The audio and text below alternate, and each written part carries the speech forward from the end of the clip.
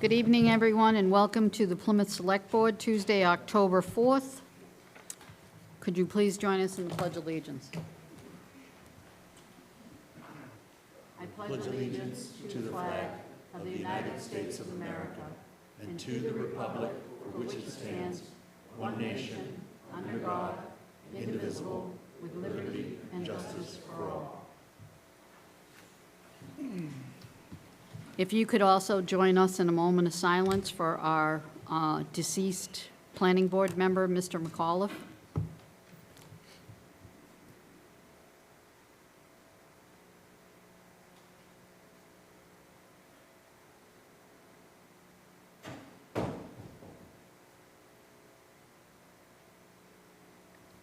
Thank you. The Select Board has been in executive session since 5 p.m. And our first order of business in open session is the public hearing. Proof 22, Inc., doing business as Proof 22. Proof 22. Please. Thank you. In accordance with Chapter 138 of the Massachusetts General Laws as amended, notice is hereby given that a public hearing will be held remotely or in person at Plymouth Town Hall, 26 Court Street, Plymouth, Massachusetts, on Tuesday, October 4th, 2022, at 6 p.m. to consider the application for an all-alcohol restaurant license from Proof 22 Incorporated, doing business as Proof 22, 22 Main Street, Peter J. Lucido, manager. Description of the premises is as follows. Approximately 4,600 square feet of the first floor restaurant space, plus storage in the basement, with a bar area, seating area, one entrance, exit. Anyone wishing to be heard on this matter should plan to attend this meeting. I now declare the meeting open. Mrs. Cavaco. Thank you, Mr. Quintal. Public hearing, extension of hours to 1 a.m., early Sunday sales, 10 a.m., Comprehensive Entertainment Group 1, 2, and 3, radio, TV, live entertainment and dancing, common victualer's license, Sunday entertainment, live entertainment, amplified music permit, live entertainment, DJ recorded music. Is there anyone that would like to speak for this public hearing? Is that Mr. Trifletti? Yes, Madam Chair, good evening, and thank you for having us. I'm here joined by Peter Lucido. He is a principal in the applicant entity Proof 22, Inc. I'd like to thank members of the board for having us at this hearing as well. The applicant is seeking an all-alcoholic retail license for a restaurant with a bar. It's at the former T-Bones location, 22 Main Street. Many of you may know T-Bones closed at the start of COVID, and now the applicant proposes to reopen a restaurant. The plan is to have a Southern barbecue flair. And currently, my clients are doing renovations to the premises. You may know the principals, Peter Lucido and Paul Tupa, from the other restaurants that they own and operate, including Tavern on the Wharf, the Shanty Rose, and Plymouth Public House. And they've been a very good business neighbor to the town of Plymouth and to the residents. And as you've indicated, we're seeking a number of licenses as well. Mr. Lucido is here to answer any questions. With respect to the entertainment, in order to not have any issues with entertainment at that location on the main street, they will not be having any disc jockey entertainment, and any musical entertainment they propose would end at 11 p.m. On any day that would occur. And Mr. Lucido and I are available to answer the questions of the board. Thank you. Does the board have any questions? Mr. Helm. As many people may recall, several years ago, under the former ownership, T-Bones, under their amplified music permit, particularly live entertainment, there were certain restrictions that were added. They ended up amending their amplified music permit because the owners of T-Bones moved the live entertainment from the stage, as you have in your plan, to the front by the open windows. And it caused enough consternation among residents and other business owners that they attempted to pass a noise warrant. Can you please tell me, are you willing to put in the amplified music permit that your music will be only on the stage? Mr. Helm, I'm going to have Mr. Lucido answer you directly, but I would like to remind the board that when they took over the location of Tavern on the Wharf, the former restaurant Nix's had similar noise complaints. And when my clients took over that property, there have not been the complaints that were lodged against the predecessor. And they certainly are aware of the T-Bones experience, and they do not intend to repeat that. But Mr. Lucido, if you could unmute yourself and further respond to Mr. Helm. Good evening, board. How you doing? Peter Lucido.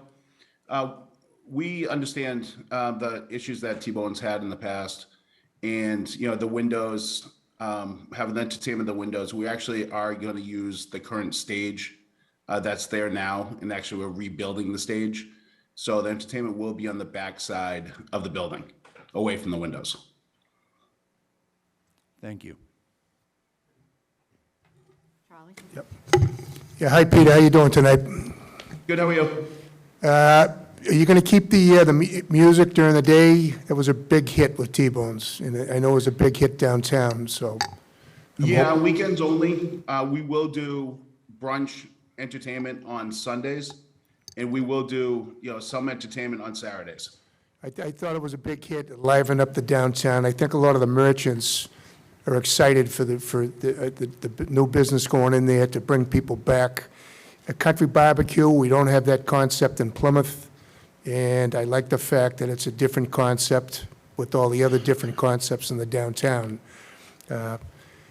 As everybody knows, this is your fourth business now, and obviously you're invested pretty well in Plymouth. So I'm hoping you're very successful, and I think you will be. You're doing pretty well so far. I actually went in there today just to see what you're going to be doing, and you're kind of keeping that rough concept and the country concept, and I like that.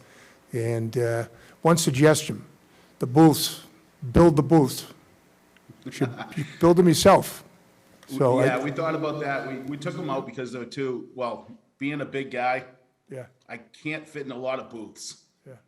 So, I mean, we're adjusting how we configure those booths in. I had a barbecue Tex-Mex, and we built everything in the parking lot, all the booths, and brought them in, and it was a rough concept, and it was great. So just a suggestion. But I wish you well and good luck, and I'm going to support this tonight. Thank you very much. Is there anyone that would like to speak in favor? Anyone against? We'll bring it back to the board for a motion. Motion to approve is presented. Second. Motion to approve, second. Is there a discussion? All those in favor? Unanimous. Congratulations. Thank you Thank very much. you. Appreciate it. No problem. Next is public comment. For folks that want to speak during public comment, please state your name. Is that, Just state your name and, is that me now? nope, it's actually Mr. Cirque. Thank Hold you. on just a second. Rich Cirque, Precinct 2. I have a comment on one of the administrative notes, and I'll be more than happy to wait until you reach that, unless you want me to speak about it now. It's your call. You can speak now.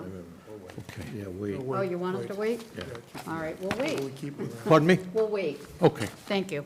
you keep you here for a little bit. Anyone else want to speak under public comment? I believe Yes. Irene Caldwell. Ms. Caldwell? Yes. Can you hear me? Yes, we can. I had cataract surgery, so all of my notes that I wanted to say are now coming from the heart and the mind and not my written text. I'll keep it short, and if I exceed 3 minutes, please just make a noise. I'm here to talk about Morton Park and my perception of how the park is being utilized by people and my concerns. I have lived in Plymouth for 17 years, and of those 17 years, I have been to Morton Park 2 or 3 times a week, most of the time, winter, summer, spring, fall. I'm a naturalist, I'm a hiker, I'm a dog walker. I've skied on the snow trails. I've ice skated, everything. But my favorite thing is swimming. And so as soon as the pond gets warm enough, I am in there. And I was in there as recently as last week. What I saw about the park being used is different than the perception that was portrayed at your last selectmen's meeting. It is also different than the comments I heard or read in Morton Park. And it is different from the comments that I hear from my friends, like, oh, Morton Park, there's all these people coming in, leaving shopping carts, trash. Who do those people think they are? The word those people would instantly infuriate me. And I would say, what do you mean those people? And invariably, it would be the people that were different from my friends and I, because we are old white people who have lived far too long and seen many changes. We have not lived too long. We want to live another 20 years swimming at Morton Park. Sorry, my notes, I can't read. I want to tell you about an experience I had when I took one of the refugee children to Morton Park in the beginning of the summer. I am one of those people who volunteered to drive the refugees who came to our community and get them to their doctor's appointments, jobs, school, and to recreate. The family liked to go to the park after everybody got finished work. And usually that was about 2:00 on Saturday afternoon. And they would all meet there or want to meet there because, oh my gosh, look at this beautiful park. We can have music, we can have a barbecue, we can be with our friends, we can love this place, except that that was not the case. They couldn't drive into the park because the parking lot was closed. It was closed because by order of the town of Plymouth, they only counted 100 cars that came in to Morton Park, and they didn't count the cars that left. So when I went to take my friends to Morton Park and I couldn't get in, knowing white privilege, like I know white privilege, I said to the nice ticket person, oh, I'm just visiting my friend. And since I have many friends who live in the park, I could have named any one of them. I was allowed into the park, parked on the main hill by the bathhouse, so we would have lifeguards. And I sat down there and had a wonderful afternoon. There were many people in the park. The music was alive with this salsa music. There was great barbecuing going on. There were hammocks. There were grandmothers and grandfathers and babies. And I just felt so lucky to be alive, to be in a park that welcomed these people, these Black and brown people who worked so hard cleaning our stores, working for minimum wage, acting as home health aides to our seniors. Here they were able to enjoy the park. That is my memory of the people that came to Morton Park. When I think of the slideshow that was presented last week, who described the people coming into the park and having the audacity to line up on Morton Park Road, I thought, how else are they supposed to get in? You won't let our cars come in. You won't count the cars leaving. They certainly wouldn't call and say, oh, well, we know a few people in the park. Maybe we'll just say we're going in. It was overwhelming to me, to my sense of justice. We have been through a hard time in our nation. We have had falsehoods told by political leaders. We have had people try to diminish the state of the vaccine. We have lived through a war now in the Ukraine, but at least here in Plymouth, we're supposed to be a welcoming community, a loving community that provides for all its people, not just the people that own homes adjacent to the waterways. So when you consider Article 19, and when you consider what you are going to do with the future of Morton Park, I would like you to consider the public, not the public that owns the land around Morton Park, but the public whose soul is enriched because they're outside in nature, able to walk, able to smile, able to breathe, able to love their friends. If they left a mess, at least it gives the young people who work at Morton Park a job. Because what I saw the young people working at Morton Park is these really lovely kids, you know, aren't they lucky to have a nice summer job? The I'm sorry, fact that Mrs. nobody Caldwell, is thank you for that public comment, and we appreciate your input. Thank you so much. Is there anyone else that would like to speak under public comment? No, okay. So we'll go on to the next order of business, which Wait, is... Betty, can I just say one other story? This is short. No, actually, No, just like 5 seconds. That man in the white truck who wanted to drive in his grill was driving in that great car that he could show off to his family. Look at this hard work that I've done. I'm able to own this car, but he couldn't bring the car in. So thinking about his family that were coming to celebrate that day, he rolled it in. He didn't care about the snickering or the demeaning looks or the arrogance of the people that he passed driving in. He was trying to give his family the best holiday vacation Saturday that he could. And thank you for hearing my words. Thank you. There is 2 ways to look at every story. I hope you would point me to the public group for dealing with Morton Park. And if you ever figure out a way for the public to get down to White Horse Beach, I would like to sign up. In the 17 years, unless I rely on my friends to invite me down, I never get down there. But I sure would like a bus that I could pick up from CVS and take me down to White Horse Beach. I would also like to have sidewalks that the walkers can come in from Algonquin Heights and the other.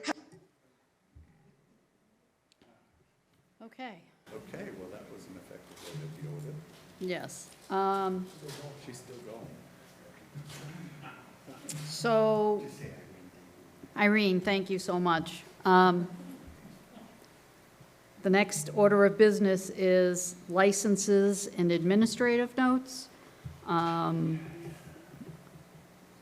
an amplified music permit. I know that Mr. Cirque has a comment for one of the administrative notes.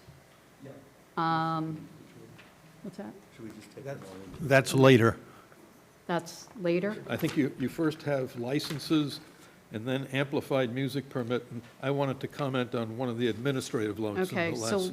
do we have a motion to move licenses and? Okay, and what about the amplified permit? Okay, so Second. Do we have a motion from Mr. Mahoney, second from Mr. Helm? Discussion? All those in favor? Unanimous. Now, the amplified music permit. Do we have a second? Second. A motion from Mr. Mahoney, seconded by Mr. Helm. Discussion? All those in favor? Unanimous. Now we move on to administrative notes. What is the comment you have, Mr. Serky? Yes, Madam Chairman, I want to comment on item 8 under administrative notes, which states, and I quote, "The board will vote to appoint Reservitz Bergeron PC as in-house town council," close quote. This is a very significant appointment, and I don't understand why it's being treated as just an administrative note. There are 16 administrative notes on tonight's agenda, and this one is buried as item 8, right after an amendment to the traffic rules and orders and right before a license to use property at 228 Ryder Way. The proposed hiring of in-house town council should be the subject of a public hearing so that the public can comment on it.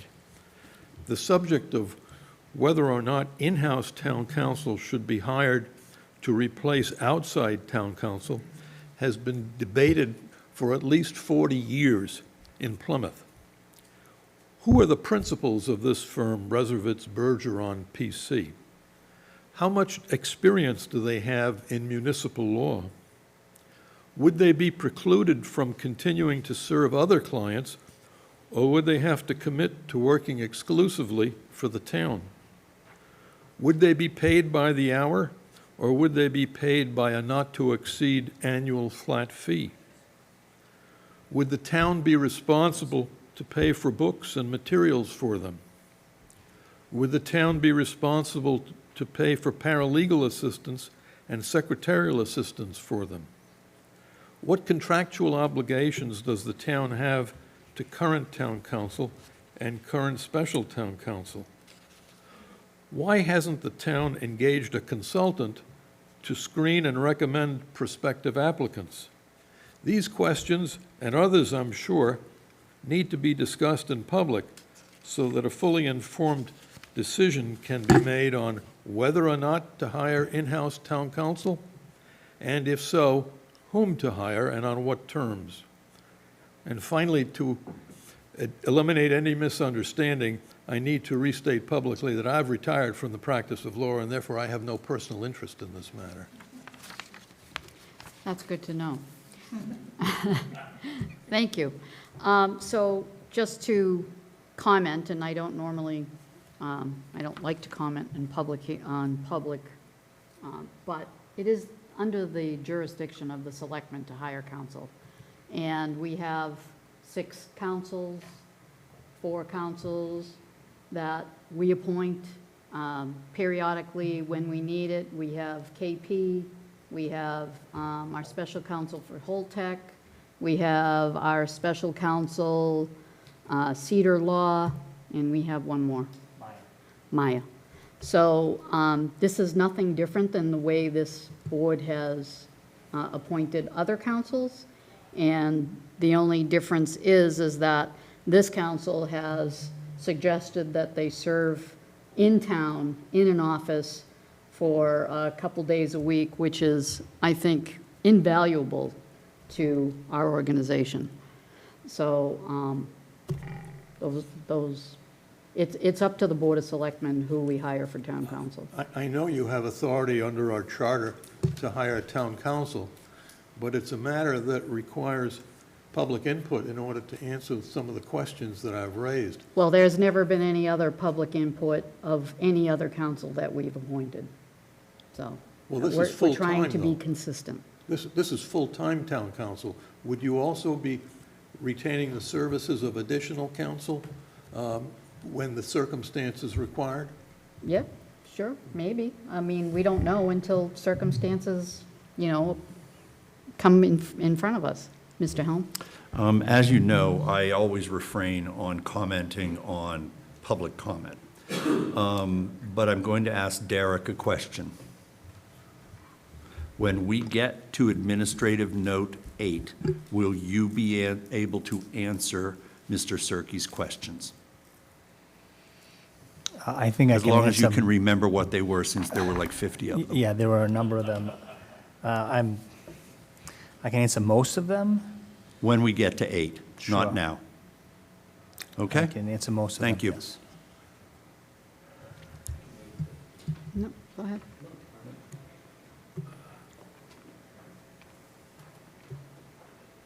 Wrestling Brewster, Chair of Precinct 15. This is an interesting thing that you guys are doing because we talked about this in the charter. Just a couple questions. Would this council be available to town meeting members, to precinct chairs? Just something that we spoke about in the charter was that there's oftentimes when someone wants to create a warrant or precinct chairs has a question, that they would, this would be an interesting avenue to have that happen. So, And I'll just answer that. As always, if we have something for our town council, it will always go through the town manager, so I would imagine that would continue. okay, in the past, precinct chairs and the, and town meeting members have not had the opportunity to bring something to town council. Aren't you lucky that you have this amazing board now that we allow these types of things? I'm hopeful. If I could help clarify, so just from an operational perspective, I think it would be difficult to provide access for 162 town meeting members. That being said, the 18 precinct chairs is more manageable, and given the fact that if the board were to approve this, we would have attorneys here who would be on the clock while they're presently in town hall. I think that would be more manageable, and COPC, those folks would be able to have access. Thank you. I think that's reasonable. Ask and you shall receive, Mr. Brewster. Mr. Quintel? But the idea of it is not putting it on for the precinct chairs. I mean, it's for town business, Right. and if the town changes the charter to give them more authority than they already have, which is too much, then, yeah, we can discuss it anytime. I'd love to. Because when it started, I was sitting here, and the presentation that Bill Abbott brought before us that evening was to inform town meeting members, not to rewrite the charter, not to be using all kinds of counsel, not to be telling the select board what to do, okay? And there was a few members on the board, at least one, that said this was going to happen, and he was absolutely correct. It's out of control in my eyes.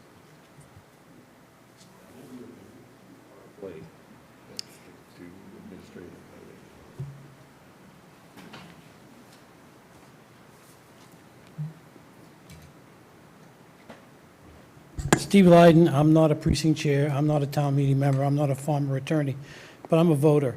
I voted for you guys to do a job. I don't expect me to sit here and question you on your jobs. That's what you came to do. You hire an attorney, you hire an attorney. You hire other people. Does that mean every time you come up with someone hiring, like a division head or a department head, I'm going to have to sit here and say, hey, wait a minute, can you have a public meeting? Can we discuss this for like 2.5 hours? I said, this is, you're doing your job. I don't see why you have to sit here and answer to anyone when you're doing the town's business. It's business. Thank you. Thank you, Mr. Lyden. Are there any other comments? So I would think that, Charlie? I'm sorry, Mr. Blitzer. I was going to wait and weigh in on this when it come up, but we hired a town manager to make this town more efficient, to make it run better, and to get some things done, okay? And this was his recommendation. It would make it more efficient. It would be better for the department heads. They can walk right down the hall or right down the stairs and get questions answered without having to call and being put on hold or get a call back later. So he's doing his job. We have confidence in him, and that's why we did this. So, and as far as he'll answer this, but as far as that firm that we hired, I know for a fact, I've known the Reservits for years, and you know them too. Very good municipal lawyers, excellent, as a matter of fact. The father I know very well. But David is the principal, and he will do he's an expert in municipal law. So we're doing this to help the department heads to make everything more efficient in the town hall. So that's the reason for it. Thank you. I just have one comment, because actually hiring in-town counsel was one of my goals from 5 years ago. And I will never forget sitting, it might have been actually at Lincoln Street, or it might have been here, and saying to the chairman at that time that we needed to hire in-town counsel. And that chairman said to me, we tried that in the 70s, and it didn't work. I was 9 years old in 1970. So this town is growing exponentially, and we need to be able to address things the way a professional organization does that. And I think with the new town manager and actually all the new staff that we've just hired, we are doing exactly that. And we can't, and nor will I, continually keep saying, oh yeah, we, like Mr. Lydon said, we're just trying to do our job and we're trying to make this more efficient. Because whether you want to agree to it or not, what has happened in the past didn't really work that well. So I think it's this board's vision to move this town forward, and I think this is a great way to start. I didn't know until I came tonight that this person would be here 2 days a week as opposed to full-time. And that's why I posed the questions I did. Were any other applicants solicited? How was this person or this firm chosen? Well, that's under the direction of the select board and the town manager. I mean, But what process was used in order to solicit who would be a good candidate? I'm just asking. well, I think it's the same process that we use for all of them. I mean, they approach us, or someone approaches them, or knows what it is exactly. I think Mr. Brindisi can answer that better. Does Harry have a comment for us for an answer? I respectfully request that we move through the administrative notes in more of a logical order than pulling the middle one out and having a major discussion about it. Okay. I think, yeah, this is getting out of control. Well, I'd like to make a motion for Article 8. The board will vote to appoint Reservits Bergeron PC as an in-town house counsel. Second. Does that mean the discussion is over on that? No, we're going to start it. No. Mr. Helm?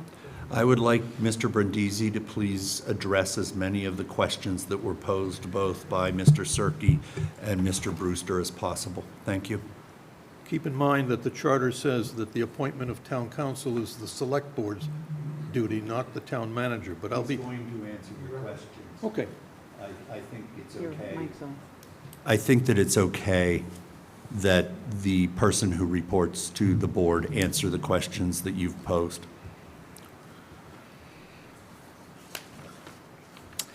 So let me start by, Mr. Brewster, I know you had two questions. Did I answer those two questions? Yeah. Okay.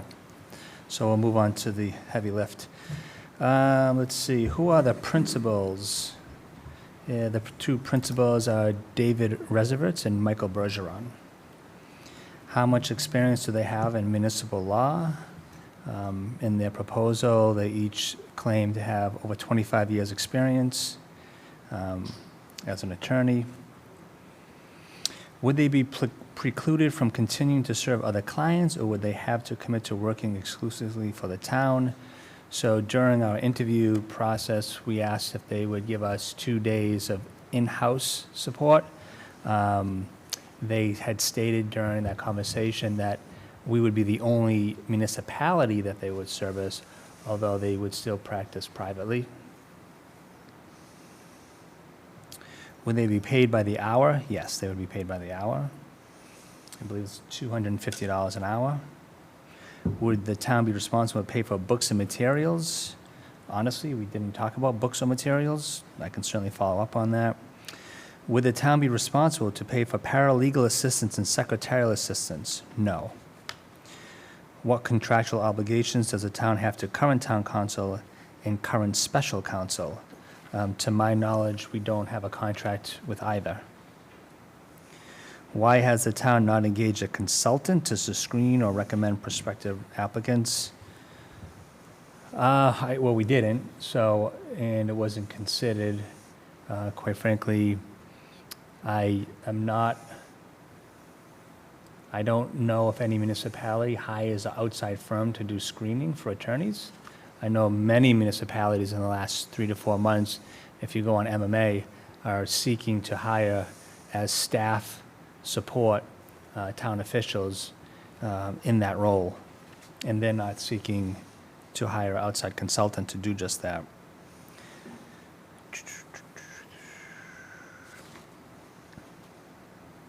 I think that's all of them. Those are all the questions that you had. Okay. Thank you.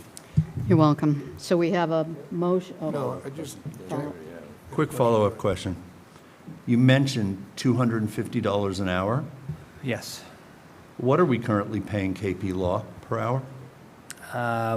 Well, they have a different tiered structure, so for general counsel, off the top of my head, is about $250, but then for special counsel, so land use and planning, I think it's north of $300, so it could be $325. It was And then for $350. labor is about $325, $350. So the general counsel is $250. Bergeron and Resovitz have given us a proposal of $250 for all types of legal advice. We would still be able to engage KP Law or the other special attorneys, even if we bring in Reservitz and Bergeron to do the 2 days a week in-house? Yes, and I would expect that we would continue to engage the firms that have been appointed previously. Thank you. So we have a motion and a Yes, Madam second. Chair, I just want to address Mr. Cirque real quick. It is the Select Board's decision, not the town manager. But I can tell you, this Select Board, I know this select person relies on the advice of the town manager. And that's why we hired him. He's the expert, and I'm very confident in him, as I am in most of the department heads, if not all. And so I rely on him, and and I just happened when he told me who the firm was. You know, I know the Resovitzes. I've known them for 30 years, 40 years, whatever. And I know he's been in the court system for 26 years. I know that they're great attorneys. So I was very happy with his recommendation, and it was a recommendation. And now we're going to vote to see if we approve it. So just so you know, thank you. Mr. Mahoney. So I understand that this is certainly under the control of the Select Board to make this appointment, but I look at admin notes, and historically, to me, admin notes are approving open meeting minutes. So there's 2 or 3 here from April and May. You're making appointments to committees that are non-contested. There's no competition. You have numerous departments are applying for grants. Things like that, I think it's okay to put through administrative notes, but tonight, certainly, number 5, you know, a town flag policy, and number 8, hiring in-house counsel, I thought that they certainly elevated to the level of being an open meeting discussion, you know, put on as an agenda item so that the public can weigh in also. This is a big decision, and you want as much openness and transparency as possible. You want the public to feel like they're part of the process. We go to town meeting every year. There's a line item for legal counsel that's approved. You're potentially expanding this from 4 to 5, you know, legal counsels that are taking money out of that bucket. They're going to be given an office in-house. That's a significant change. You know, there's a lot going on here. I just got this, you know, I downloaded the packet into my laptop Saturday afternoon, and, you know, I saw this for the first time, and there are a fair amount of questions that I think, you know, the board and the public need to have answered, and If somebody didn't beat me to the punch on a motion, I certainly would have made a motion to table it and have it as an agenda item on Tuesday, October 18th. Well, we aren't doing anything that we haven't done in the past. I know that you have your own special little time machine that you continually go back to, so this is nothing different. We have the authority to appoint town council, and we have a motion on the floor with a second. Discussion, are we finished with discussion? No, I think we're in discussion now, John, no disrespect, but now's the time to ask your questions. Now is the time when you ask questions. I mean, there's been a lot of questions answered so far. Mr. Cirque had some great questions. Ruslan had a good question, too. So what questions do you have, John? Let's lay it out there. Well, I mean, didn't you have questions? You spoke to the town manager. I didn't hear from you all weekend with any questions, so I didn't think you had any questions. that's, again, certainly administrative note number 5 and number 8, I thought would have been elevated to an open agenda meeting for the public to weigh in, for them to get up and state their piece. And Betty? I think that's what we're doing right now. We took them, we took them separate, and we're discussing number 8 right now, and anybody here can comment. So if you have questions, John, ask your questions.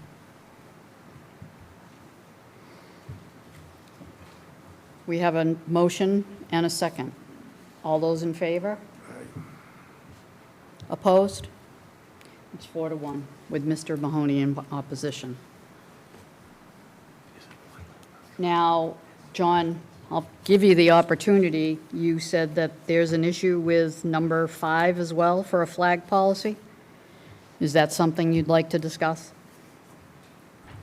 well, I'd like to go back to what Mr. Helm was referring to earlier. I think there should be a process here. We should go through these sequentially, and let's get 1, 2, 3, and 4 out of the way, and then come to them as we approach them in the agenda. Well, I was just saying 5 because you mentioned it, so. Okay, so administrative notes. Can we go through, make a motion to move as a group 1 to 4? Motion. Is there a second? Second. Okay. All discussion? All those in favor? Okay. Administrative note 5, the board will vote to approve and execute the flag policy as presented in the agenda packet and will be effective as of November 10th. Do we have a motion? Sure. I mean, do we want to weigh in on it? Why were you doing this in Boston and all that? Right.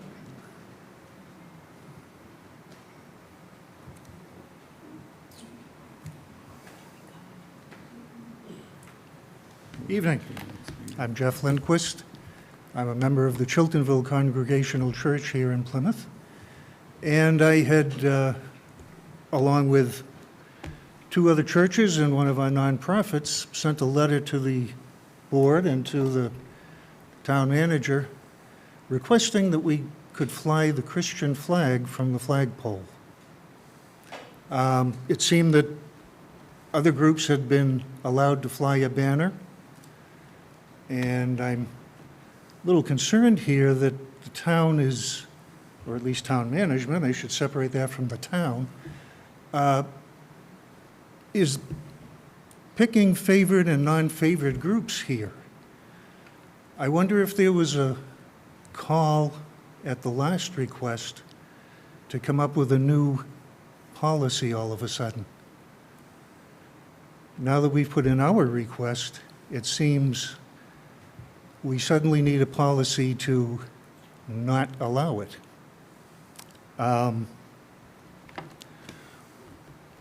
One thing I would like to say is I'm reminded of a speech that Alexander Solzhenitsyn had given. You know, he was the Russian dissident who came to this country And he still loved his former Russian country. He had no use for the Soviet communists. And somebody asked him, how can you still like your country after the revolution and the communists came in and killed 40 million of your countrymen? How can you explain that? And he said very simply that men had forgotten God. And I would like to think that we are not going to forget God in this town. So I hope we have consideration of our request. Thank you. Mr. Brewster. Wrestling Brewster, Chair, Precinct 15, and the moderator of the Chiltonville Congregational Church. First, I'd like to thank the board for allowing public comment during administrative notes. In the past, it isn't always allowed, so I'd like to thank you for doing that. To John's point, I think that it's great that you're letting the public speak to this. Just to Mr. Linkwitz's note, on September 6th, he sent a note to the town government, I believe to Mr. Brindisi, requesting that the Christian flag be flown in November in remembrance of our pilgrim forefathers and foremothers that came over here for religious reasons. And I think it would be great to do that in remembrance of them. I think that I'm a little disappointed that Mr. Linkwitz's request was not reacted to in a timely manner. It took, I believe that he did it on the 6th and repeatedly called town hall about it. I had said to him, next time I see Mr. Brindisi, I'll ask him about it. I haven't seen you, so. But I think that the proposal to fly the Christian flag in November was not made in reaction to any other flags. It was made in the reaction to, town hall is allowing different flags to be flown in front of town hall. And whether you decide to make a policy, the request was made before the policy was made. So I would request that that request be looked at before you made this policy, or no matter what the policy is, this was requested before the policy was made. Thank you. Mr. Quintal? Derek, are you aware of what was actually went on in Boston? Did they go down this particular same road? Yes, so it was a few years back. I'm not sure on the exact year, but it was just a few years back, so it's recent memory. The city of Boston, they have 3 flagpoles. And their local flagpole, they didn't have a policy in place, the city of Boston, and if they received the request, they would allow a flag to be raised. Except for one occasion when there was a Christian group who asked for their flag to be raised. For whatever reason, the city of Boston denied it. That group filed a complaint against the city of Boston. It actually went up to the Supreme Court. The city of Boston lost that lawsuit, and they were ordered to raise all flags unless they put a policy in place. I believe the city of Boston raised that flag for a day or two. I forget how many days. In response to the judge's decision. Then they enacted a policy they have now in place, which gives them the rules of engagement on when a flag will be raised in the city of Boston. Thank you. Charlie? Mr. Brindisi, I got a question for you. You've talked to council about this? Yes. And is this the reason why it's not effective immediately? That would they be able to fly their flag till, is it November 10th? So that's the board's decision, whether or not, so again, we don't have a policy in place right now. There hasn't been a policy in place. The pride flag was raised in June without a policy. And I believe This says that's, effective November 10th. this, right, the admin note says effective November 10th. And the reason being is because the new policy explicitly states military flags can be raised, and given that Veterans Day is November 11th, it allows a 10-day window before Veterans Day.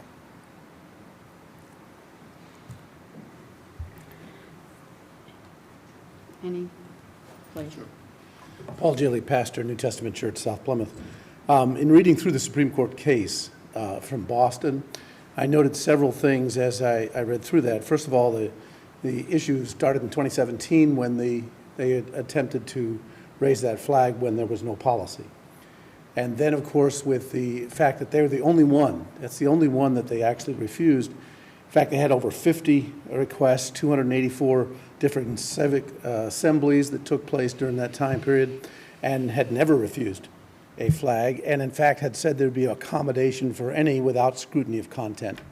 And so when this happened, and then the litigation began, they recognized without a policy that they were simply acting arbitrarily. And I think that's where the court case came in. And so they had to allow, because according to common law, ex post facto laws, you can't end up just retroactively going back and dealing with that. So when they actually applied it in 2017 without a policy, they were given that. Normally in Boston, the flags that were raised on that third flagpole were only up for 2 hours during the time of an activity of some kind. And it did not necessarily stay up for days or even 2 days. Most of them were only 2 or 3 hours, depending on the activity.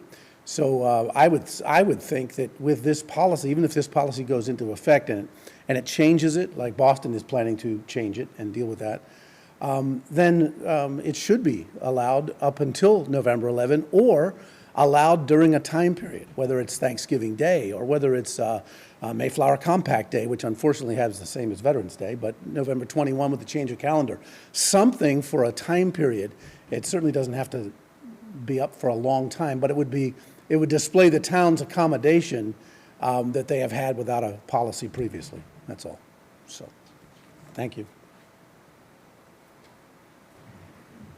Anyone else? John? So, I forgot this gentleman's name. No, I know Paul. Jeff, the Gulag Archipelago is on my nightstand. I'm 2 books away from that one. Okay, so I remember Mr. Solzhenitsyn, and he lived up in Cavendish for a while, 20 or 30 years, and I remember all the press coverage, him returning, I think, when Boris Yeltsin was in charge, and I'm guessing he lived long enough to agree with us today that Vladimir Putin wasn't the man he wanted. So having said that, you know, I've grown up over the years, and obviously, you know, what happened to the separation of church and state, and I'm going to get into my time machine, and we're going to go back, and I can cite numerous examples in the past. You got to be consistent. When the executive board is playing favorites, that's when you run into trouble, and I've seen it happen before. Waiving of fees, you're doing it from one entity and not for another one. I don't know the backstory here of how the flag that we're referring to got flown up there to begin with. I know that happened apparently back in the spring. June. June. The approval, I think, happened earlier than that. But we need to adopt a policy, and it needs to be consistent. And I do have the policy in front of me now. You know, it's very simple and straightforward. It's literally a page and a half. And it comes down to basically federal flags, state flags, town flags, and one exemption, and that's for the basically military VFW. POW too, MIA. Mr. Helm? So are we discussing this before a motion is made to approve and execute this town flag policy? Just wondering, because I have some things that I would like to bring up if we're discussing it now before we move and make a motion. You can discuss it, please. Derek, can you please pull up the letter of September the 6th? The letter, okay. Because I forgot to bring it with me tonight. I have it. I didn't think we were going to have discussion tonight.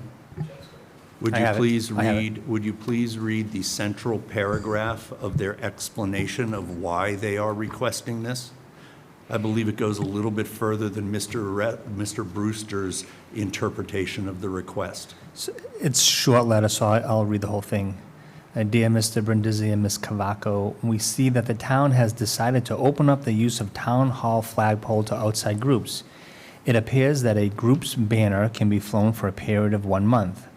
The churches/organizations listed below would like to arrange to fly a Christian flag. The month of November we think would be the best time for this. In November, the national celebration of the Thanksgiving holiday has a special significance in Plymouth. We feel that it is the best time to remind people that it is the Lord God they should be thankful to, and it was certainly God who the pilgrims were thankful to that first Thanksgiving. Please let us know what requirements there may be to fly this flag, any banner size, limitation, etc., and if there are any existing application forms we would need to complete. We thank you for this opportunity to proudly display the Christian flag as a reminder of the faith of the pilgrims in this county's Christian heritage. We look forward to your prompt reply. Sincerely, Jeff Lindquist. So, am I correct in that the concept here is the intention of this flag to remind people of what or who, in particular our Lord God, they need to be thankful for at Thanksgiving? Am I correct in believing that is the reason for this request?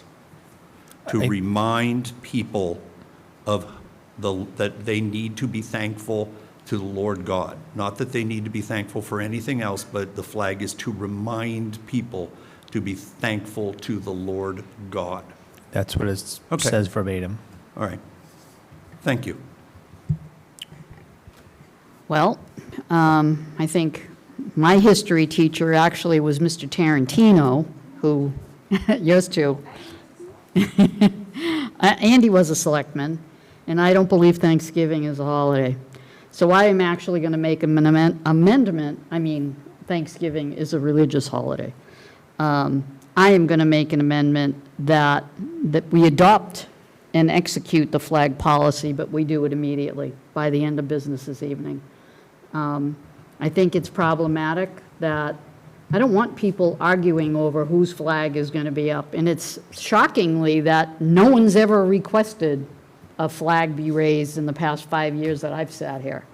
So I am going to make a motion that we adopt the flag policy as we have in our packets and make that immediately and not wait until November 18th.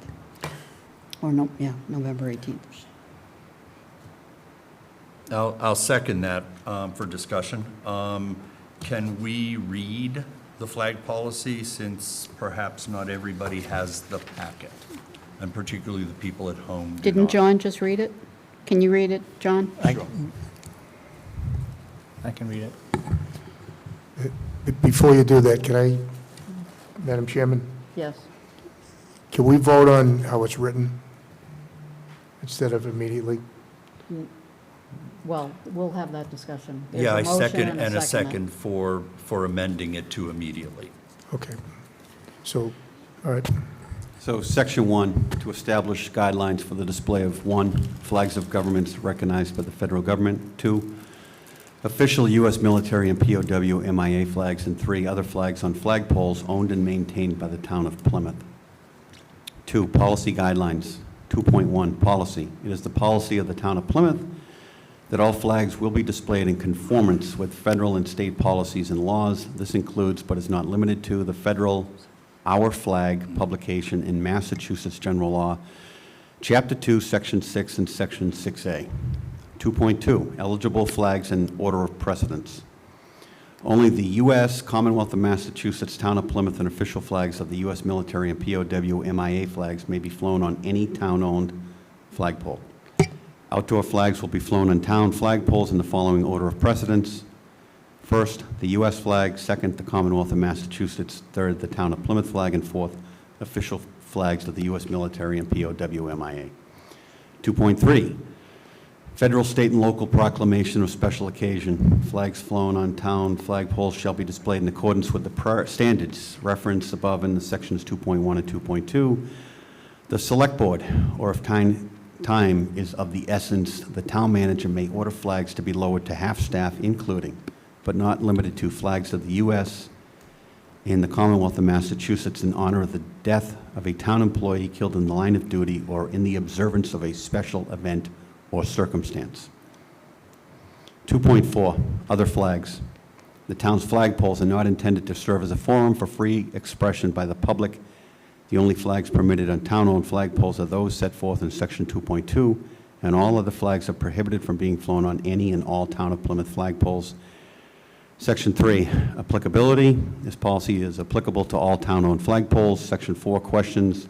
Please direct questions to the town manager's office, 508-747-1620, extension 10106. And then signature lines. Thank you, Mr. Mahoney. Continued discussion? Mr. Blitzer? Yes. I think we should honor the request of the church, the Christian church. They asked for it before the policy was set. And I think November 10th would be fair, I would think, and I would be in favor of that. If we're going to do it immediately, I think I'm going to vote no on that. So I think I'd like to see at least kind of a compromise. And then after that, it'll be just the way the policy reads. Thank you. After that is 6 weeks away. And I don't believe that that's 6 weeks. If we don't set that policy tonight and make it immediately, we have 6 weeks of possible flag presentations, Okay, can requests. we make it, can we just allow this one? Is that possible? No, my motion is immediately, and it was seconded, so. Anyone else?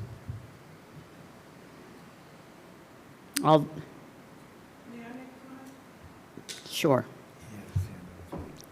Who he? You wrestling? I'm Reverend Susan Thornton. I'm the pastor of Chiltonville Congregational Church. Mr. Helm raised the question about the intention to fly the flag. And I wonder whether the previous instance of flying a non-municipal flag had an intention that was expressed to you. And if so, what was that intention? And how did the process go to approve that flag? We followed, I think, the process, even though you had nothing in place, and we got no response at all. So please enlighten me. What was the reason to fly the flag? Who requested it? And how was it approved? I think that you have to treat like for like. I can't answer all of your questions, through the chair. Please. But from my recollections, it was a simple request. It was to honor Pride Month, which is the month of June, as the recognized Pride Month. The petitioner was Plymouth Pride, a local organization, and they came and they requested it, just sort of like a forum like this, and it was approved. I will say that your characterization that what I said about the reason as stated in your letter was somehow my interpretation. It's not my interpretation, it's what's in the letter. I didn't say that, sir. I'm just saying that you thought that was a reason that we gave. And No, okay, I thought. It's not a matter of thought. It's in your letter. It's stated. did the selectmen vote on that particular request? How was it handled? We voted on it. Okay. And how long was it from when the request was made to when you did the vote? I believe they'd been making it for a few years. They would have had to have renewed it for this year, though, so. They renewed it. From that point to They your renewed it, vote. but I believe that they've been asking for a few years. My question was, this year's request, was received when, and when did you vote on it? I can't answer that. Anthony, you'd have to look in the record, and then you can answer the pastor's question. In view of the fact that you had no policy in place, you received 2 requests, one of which you honored, the second you're not honoring for whatever reason, and it's just, as Jeff had said, I think that there's an unequal treatment of these 2 requests for these 2 groups. So I just want to go on the record for that. Any more discussion amongst the board? Oh, I'm sorry.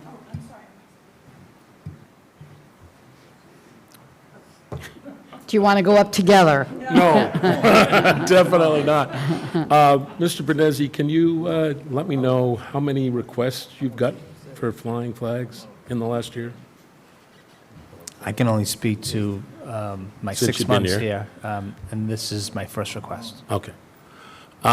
So I think the particular thing that we're talking about here, Wrestling Brewster, again, is that I appreciate Mr. Bledsoe opening this up and saying that, yeah, you should come up with a policy, and I think that that's what you should be doing.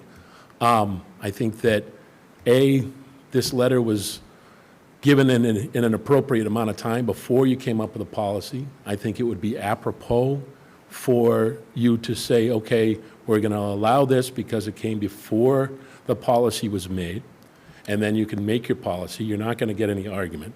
There's not a flood of people wanting to fly the flag. So it's not going to be, if you let this happen, that a bunch of people are going to say, oh, I'm going to start putting my thing in because Mr. Brindisi has stated that he's only gotten 1 request. So I think it would be apropos and fair to allow this flag to be flown for a certain amount of time, and I honor Mr.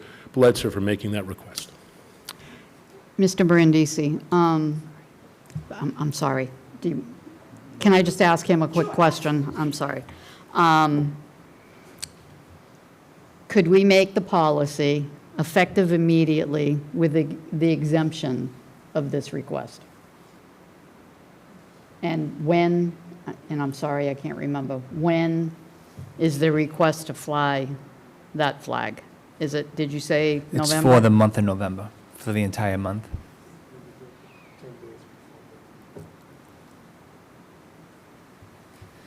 So I think the month is a little, I mean, for the whole month. I don't know I mean, there is a separation of church and state, but obviously we've,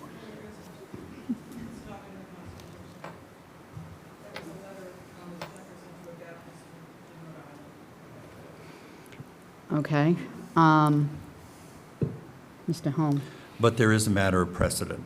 And my question to Derek, do the lawyers, if we let them fly from November 1st to the 10th, and then I have a question about what it is they're going to be flying, because they mentioned a Christian flag or the Christian flag, and I'm not exactly sure, even having been in Christian publishing, that there is a Christian flag or the flag of Christianity. And would it be appropriate for the Catholic flag to be flown, since it is a Christian denomination? But Mr. Brindisi, what did the lawyers say about any precedent if we allow them for the first couple weeks of the month? So the attorneys, I think, were mostly concerned that if this flag were to be raised, the town may receive other requests from other religions and may be subject to a complaint file for not raising those flags. Was it that their opinion if we did not have a policy in place, or is that their opinion even if we put a policy in place? With the policy we're talking about, they would be worried that if the Christian flag was to be raised for the month of November, even with a policy, that complaints can be filed. Did they say they could defend those complaints? Absolutely. So in other words, if we allow them to fly for 10 days, to take something to an extreme edge of absurdity, would that mean that the Satanic Church could claim October and Halloween? Is that what is? I mean, what is what is I their talked to two different thinking? attorneys about this, and they both said that they cannot guarantee that another request won't come forward, and that if the board denied that request, that a complaint wouldn't be thereafter. This policy doesn't prevent any of that, whether it's voted immediately or thereafter. Thank you. Belinda, I'm sorry. Hi, no, that's quite all right. Belinda Brewster, I'm also a parishioner at Chiltonville and on the Board of Deacons. And I know that it puts the town selectmen in a difficult position because for the reason that you made, there will be flags that you don't want to see up there. That is the price for living in a free society under the free speech constitution that we have. So I'm not critical that you want to come up with a flag policy at all. I just find it interesting that the discussion wasn't held on a flag policy back when the first request came in, that it's only now when we as a church want to fly the flag in honor of the pilgrims and our own Mayflower Compact that says the reasons why they came here was for the glory of God and the furtherance of the gospel. And our whole almost economic, we're a destination. People come here. I'm kind of grateful to hear that you're willing to compromise. I would say, I think we'd be willing to fly it the week of Thanksgiving when everybody is here. And yes, we could get a group that wants to fly a horrible flag that we don't agree with. But again, that's the price we pay for living in a free society. Again, I applaud you for coming up with a flag policy. But why, I'm a little confused as to why it wasn't brought up when the very first request was made, and it could have been handled at that time. But thank you for your consideration. Madam Chair. Hold on, Mr. Brandisi. I just wanted to just provide a little bit more context. Folks have asked why there was no response to the September 6th letter. And to be quite frank with folks in this room, in the question about why there wasn't a flag policy after the pride flag was flown, there was an email that I received on June 3rd at 12:27 p.m., and I'm going to read it into the record. Hey, Derek, why is there a rainbow flag outside of Town Hall? ? This isn't the town's place to do something like that. As you know, City of Boston just went through this. Fly one, you have to fly them all, period. I assume you'll have no problem flying a Christian flag next month. That's not our group, that's somebody else. We formally requested through proper channels. It's just, I can tell you from reading that email and the moment I read that back on June 3rd, to me, that person who references the Christian groups put the town on notice that this request was going to come forward. And quite frankly, I think that's...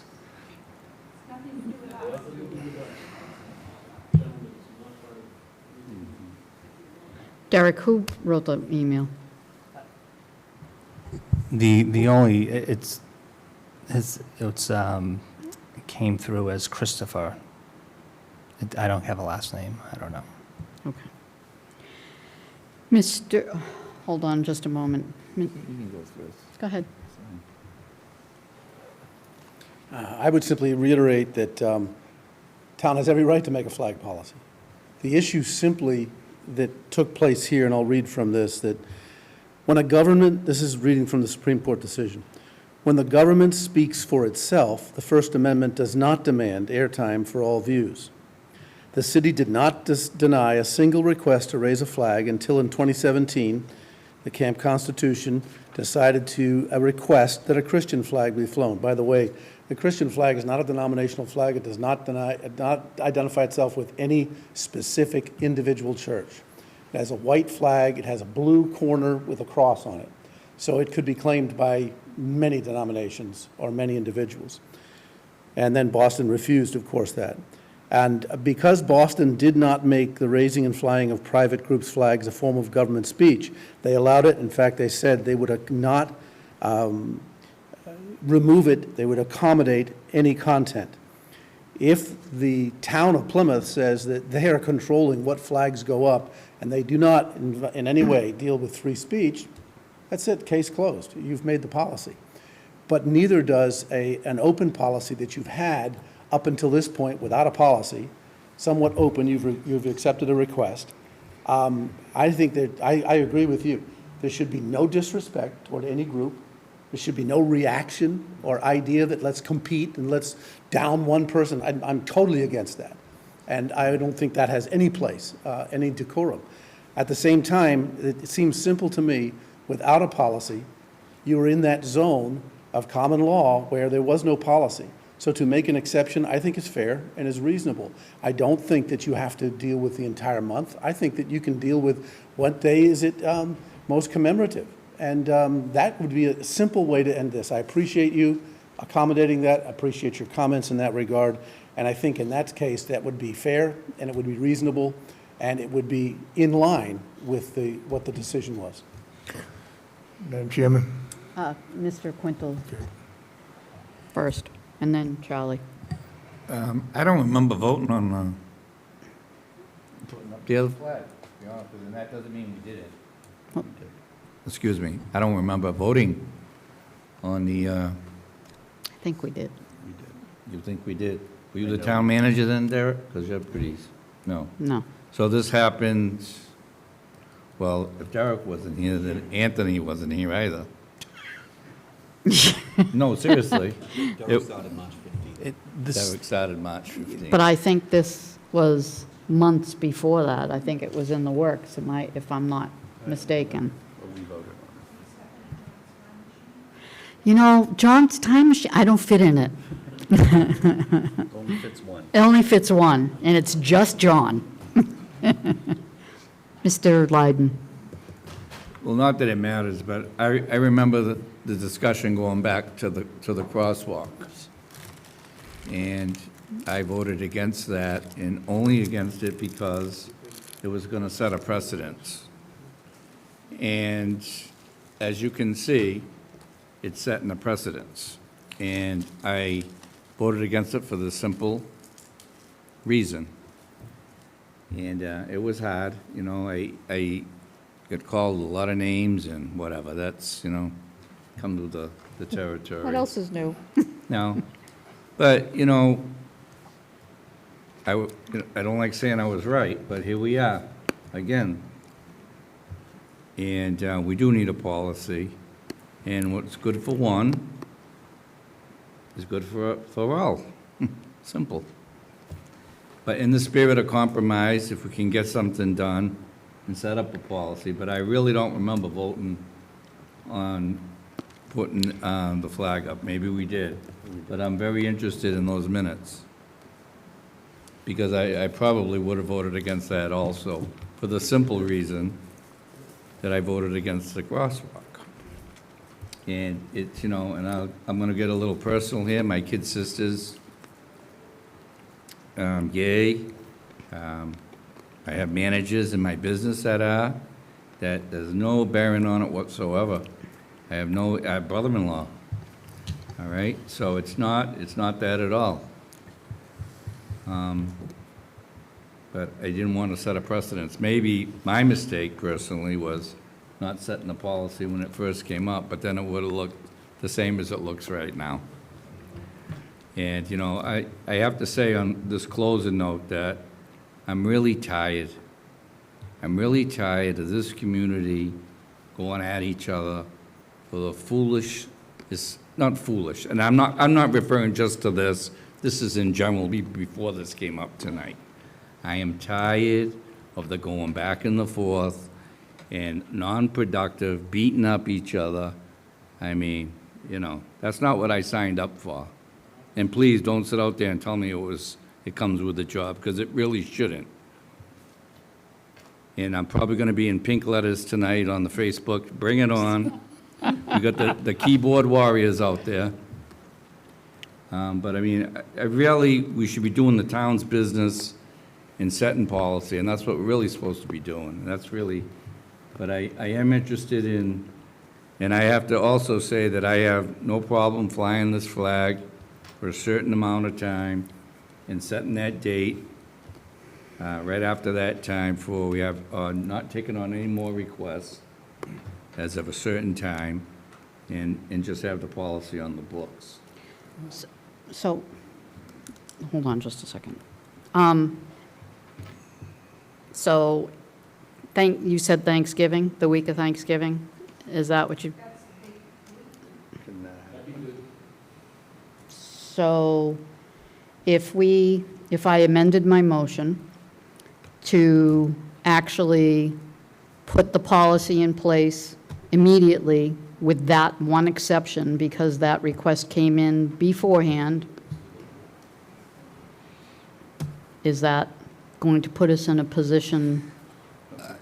Again, we can't predict if other requests are going to come forward, but, you know, I mean, I have to say that we've gotten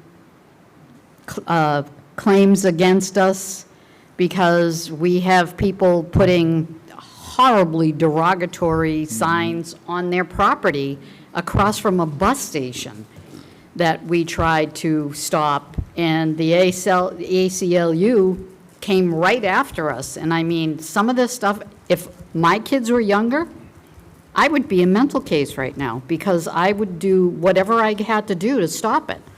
But I don't want the town to get into that position, and although I appreciate what Dick said, and you know, we can't, one of the things is that we're trying to be consistent, because we're criticized that we aren't, when actually we are.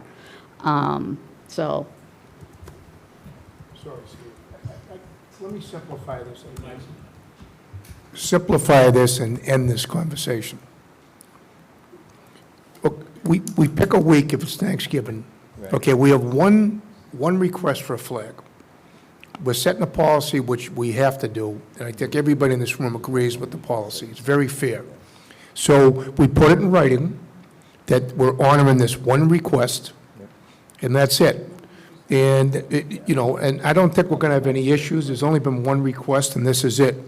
And if there is, if anybody has grounds to file a lawsuit, it would be this group here, okay? Because they put their request in, and all of a sudden, we're setting a policy. It looks like we're trying to discriminate against them, and I know that's not what we're doing at all. We're all, I mean, I'm a Christian, and so this is a very simple thing. Week of Thanksgiving, they're happy. And after that, it's just what the policy says, and we stick to the policy. So, thank you. Mr. Lydon. Kind of everything that I wanted to say has been said. I agree with Mr. Quintal.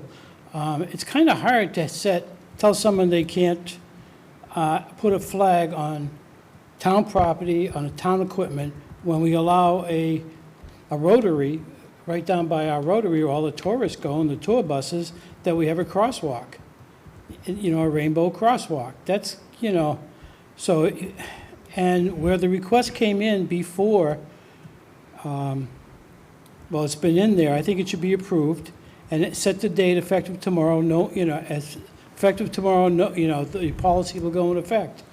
But, you know, if you got to do something about the crosswalks, because that's the same thing. What if some Santana group wanted to come in and put a devil, you know, in the middle of the crosswalk, you know, down by, you know, Plymouth Rock? It's, so, I don't know, you guys got a tough job, but I think this one's kind of easy. The request was in before the date. I think that date should be, they should be able to have their flag up for a week. A month is kind of long, but, you know, they've compromised and set a week. So I think, we should compromise too. Thank you. So,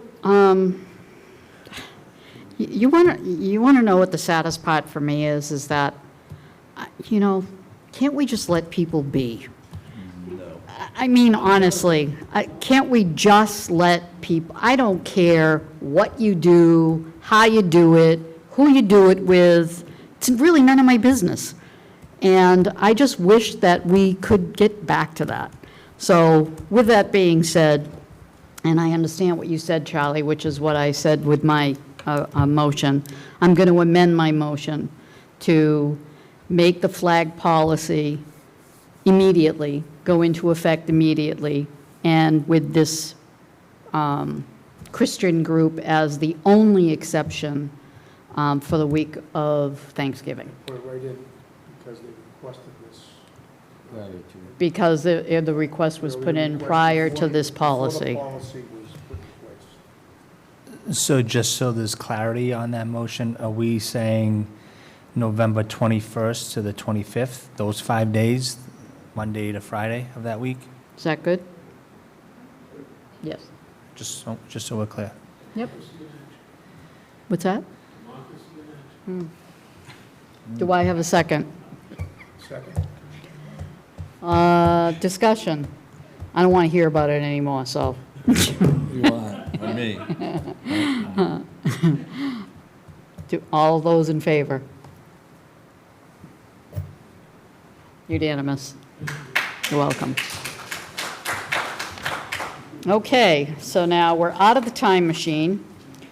5 is done, 8 is done. Do we want to? 6 and 7. 6 and 7. 6, 7, 9, 10, 11, 12, 13, 14, 15, 16, move as a group. Do I have a motion?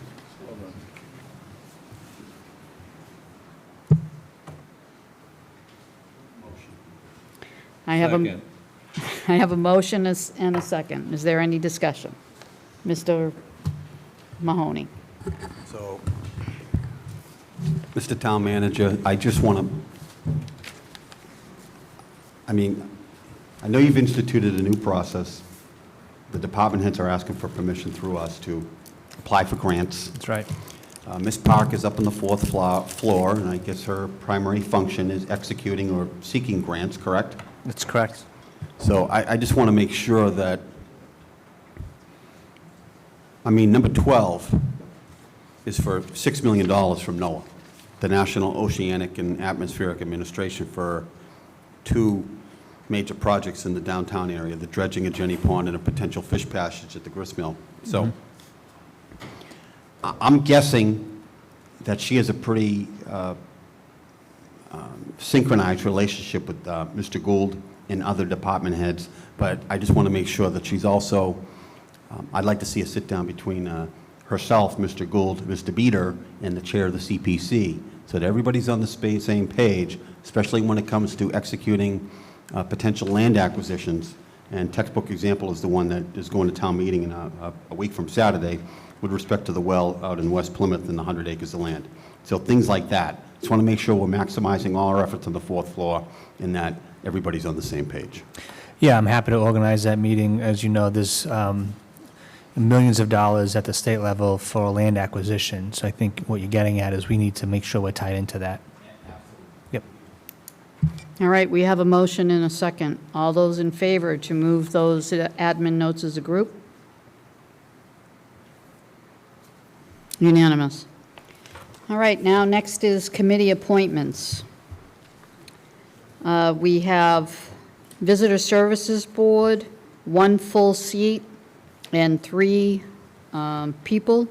We have Mike Tubin, Sue Crabby, and Caroline Chapin.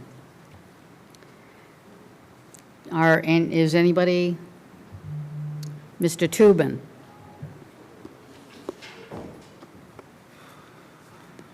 Madam Chair, Select Board, Town Manager, staff, before the meeting's over, can I put in a quick flag request? No. No? Okay. I've been a resident of Plymouth for going on 20 years now. I live in the waterfront, downtown waterfront. I have a business in the downtown waterfront. I've had a couple of businesses, a few businesses over the years, tourism related in the downtown waterfront. I've been on the Historic District Commission for 17 years, 15 as the chairman. I'm the historic representative to the Community Preservation Committee. Been on a few boards, task force to prevent homelessness, Habitat for Humanity, Sims House most recently. And not long ago, we actually went before the Visitor Services Board as a representative of the Historic Commission and applied for funding for the welcome sign that's down on Depot Park. So it was really my first time coming before the Visitor Services Board, and was very impressed how it was run, very impressed with the funding capabilities that they're in charge of to improve the downtown waterfront, which I think closely relates to the Historic District Commission. So I think I'd be very glad to and honored to be appointed to the position. I think I can bring a lot to them, and appreciate your time. Thank you. Sue?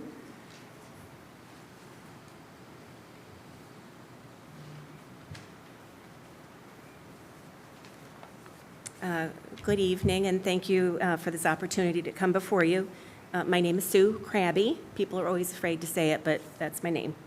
I'm a newbie to Plymouth. I moved here about a year ago from north of Boston. For the past 20 years, I've worked as the Director of Real Estate and Administration for a consulting company, and our mission is to better make transportation better for the future. My work includes planning large meetings, conferences, where decisions to hold them are often based on what locations offer in terms of tourism. I also develop and manage budgets for our many offices around the country. While I'm a relative newcomer, I have quickly come to love this vibrant town and all that it offers its citizens and visitors. I would be thrilled to work with the team of like-minded individuals. Plymouth is clearly a tourist destination and a successful one. I've seen numbers touting between 2.5 and 5 million visitors per year. The revenue they bring to this town is vital to its continued growth. I would like to see the VSB focus on improving transportation around town, increasing advertising, improving popular attractions, and drawing more events to Plymouth. Thank you for your consideration. Thank you. And Caroline Chapin? No. She stated she would not be able to attend Okay. prior commitment. She So- sends her apologies. Great. So, folks, you have one vote. Michael Tubin? 2. And Sue Krabby? 3. Congratulations, Sue.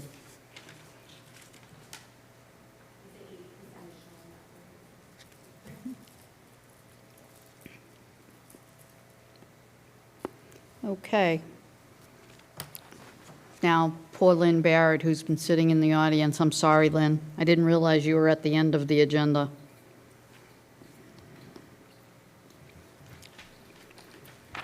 That's okay, not a problem. Lynn Barrett, Director of Finance. So the reason I'm here tonight is the Finance Department obviously manages the ARPA projects, and you've previously authorized several projects. And the reason for tonight's presentation is, one, to make some necessary adjustments to those previous authorizations due to either reduction in what we need for those projects, or increase what we need for those projects. So the 4 items that need to be adjusted, one is the SCADA upgrades. You originally authorized $797,000. We're asking for that to be reduced by $300,000 for a total of $497,000. That is the amount that they need for the actual construction and implementation of that project. Previously, town meeting authorized the engineering services out of their regular sewer retained earnings. The second item, or do you want to do these individually or all as one? I'm sorry. Okay. Okay. The second one is, You can do them all at once, Lynn. okay. The second one is the airport wastewater treatment plant upgrades. So we had originally previously authorized $2.5 million, and that was based on some engineering estimates prior to finishing final design and that kind of thing. So we have an increase estimate now on that project. So we'd like to increase that by $700,000 for a total of $3.2 million for the airport wastewater treatment plant.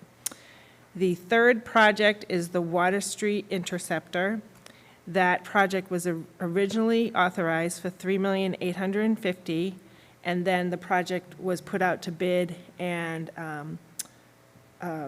contract has been tentatively awarded to the vendor for start of construction in, I believe, November. And the total that we're looking for there is $4.7 million. The fourth project that needs adjustments is COVID test kits. We had two departments, the health department and emergency management, had put in requests for purchasing of test kits. We purchased one set of test kits originally, and those test kits were delivered. We also had the opportunity at the same time to get test kits from Plymouth County, so there wasn't a need to do our second additional purchase of test kits. So we're asking for a reduction of $153,200 to that line item. So those are 4 projects that we're asking you to adjust from the ARPA funding. If you have any questions, I'm happy to answer any questions. And we actually have DPW sewer people here tonight if there are any specific questions regarding the SCADA, airport wastewater treatment plant, or the Water Street Interceptor. Any questions from board members? Mr. Peter is still going to get up. Yes, he's going to give you an update on the projects. I'll move approval on those 4 adjustments. I'll second. Discussion? All those in favor? Thank you. You're welcome. The second item on the memo for ARPA is there are 3 project requests that are finalized and ready to be recommended to your board.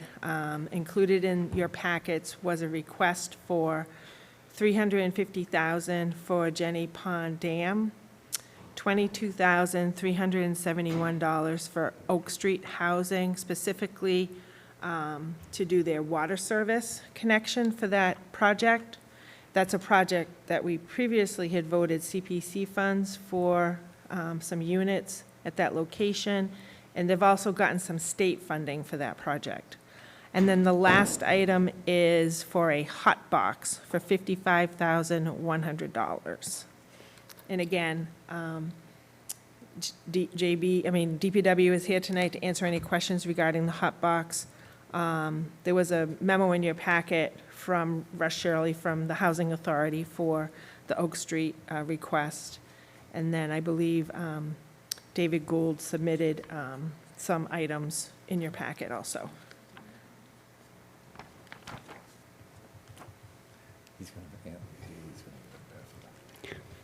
Thanks, Lynn. One thing that I just wanted to mention, and it will be on the 18th, October 18th agenda, and I'm sorry I had to, but anyway. We're going to have a presentation on the 18th from the preschool playground, and it's for $20,000, and I had spoke to Derek, and it's something that I wanted to use ARPA funds for. I guess the preschools and the playground, I guess they're separate, and it's in pretty rough shape. And I know that PTA person will be here to present, so save $20,000, just in case. Anything else? Do we have any questions? I have a couple for JP. Yeah, let's get this on. Go ahead. Just real quick, Lynn, for the people watching at home who don't have our packet, would you please explain what a hot box is? I'm gonna have JB come up and explain. I'll tell you what it is. It's I for know it has asphalt. something to do with filling Asphalt. potholes. No, I know that. I just thought an explanation of something we're approving money for might be Hot box appropriate. is for asphalt. So that's my explanation for today. How about you, JB? Why don't you explain a hot box for our residents? I dare you to say something different. Good evening, everybody. Pleasure to be here. Jonathan Beater, Director of Public Works. So what we refer to as a hot box is really more of an oven for asphalt. What it allows us to do is pick up asphalt at a plant, and if we don't use all that mix, if you would, we can plug it in and keep it overnight so it stays hot. What we don't want to use is cold patch. It doesn't last long. We want more of a durable, long-lasting, sustainable product, and this is it. This piece of equipment is phenomenal. We have one asphalt oven, if you would, in town now. It's much smaller in size. It's not as sophisticated in terms of its abilities. It mounts on the back of our six-wheeler, so it has some height. We have to dump it into wheelbarrows. This piece of equipment is a low-profile machine. I gave you all the specifications. It's readily available. It's on state bid. It's a 4-ton unit. Actually, I got some great stats for once in a while. In terms of our potholes, we had 582 calls last year. For potholes, all of them were addressed. We used about 654 tons of asphalt, which is the equivalent of 54 10-wheelers. So that's how much asphalt we put down. So having 2 hot boxes, if you would really provide a tremendous benefit in terms of the DPW being able to respond to these complaints. But basically, it's a machine, it's a piece of equipment that holds asphalt, and we can keep it for long durations of time. So thank you.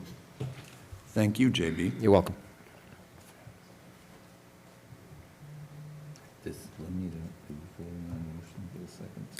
Oh, you need a motion, Lynn?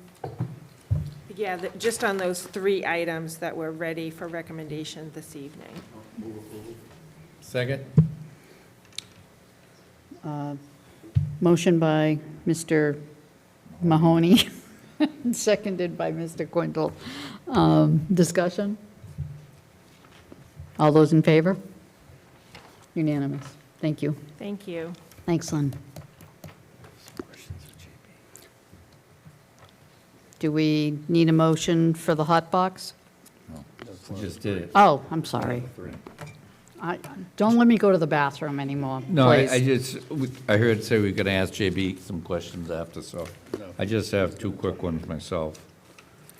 At one of the meetings moons ago, and I don't know if you were there or not, but the airport, Tom Meyer was there at the time, and I asked him about the billing from the users on the airport wastewater treatment facility, and that was done through I believe, the airport, which I thought was very strange. Since we're building this new plant, the sewer bills coming out of this out of this building, and will the payments go to this building? In other words, is everybody paying the same person? So what happened was we set a different rate for the airport wastewater treatment plant users because the costs of that plant are different than the costs of the town's wastewater sewer plant. So there's 2 different rate structures. That rate structure was adopted by, was presented to me from the airport manager. I went through, reviewed the costs, worked with the Department of Public Works, the water department, so that we are billing through our system, and the revenue is being collected and given to the airport enterprise fund because they pay the costs of that facility. So this is the construction of the upgrade of that facility, but the revenue that'll come in from those users will help pay to maintain this facility. without having anything come from the general fund or from the sewer enterprise fund. It's two separate systems. Okay. But didn't we use ARPA money, which isn't out of the general fund, to build that whole plant brand new? We're going to be using ARPA money to build that plant, yes. Right. So, now my question again, so the billing is still gonna be separate, even though that's the case? Because, so what you're saying is, there was no expense to the town, we're building a new plant, but yet they're gonna pay the airport for the maintenance going forward? The revenue that they're going to collect for sewer user fees is going to be used to maintain that wastewater treatment plant at the airport. Okay, so now I have a new question.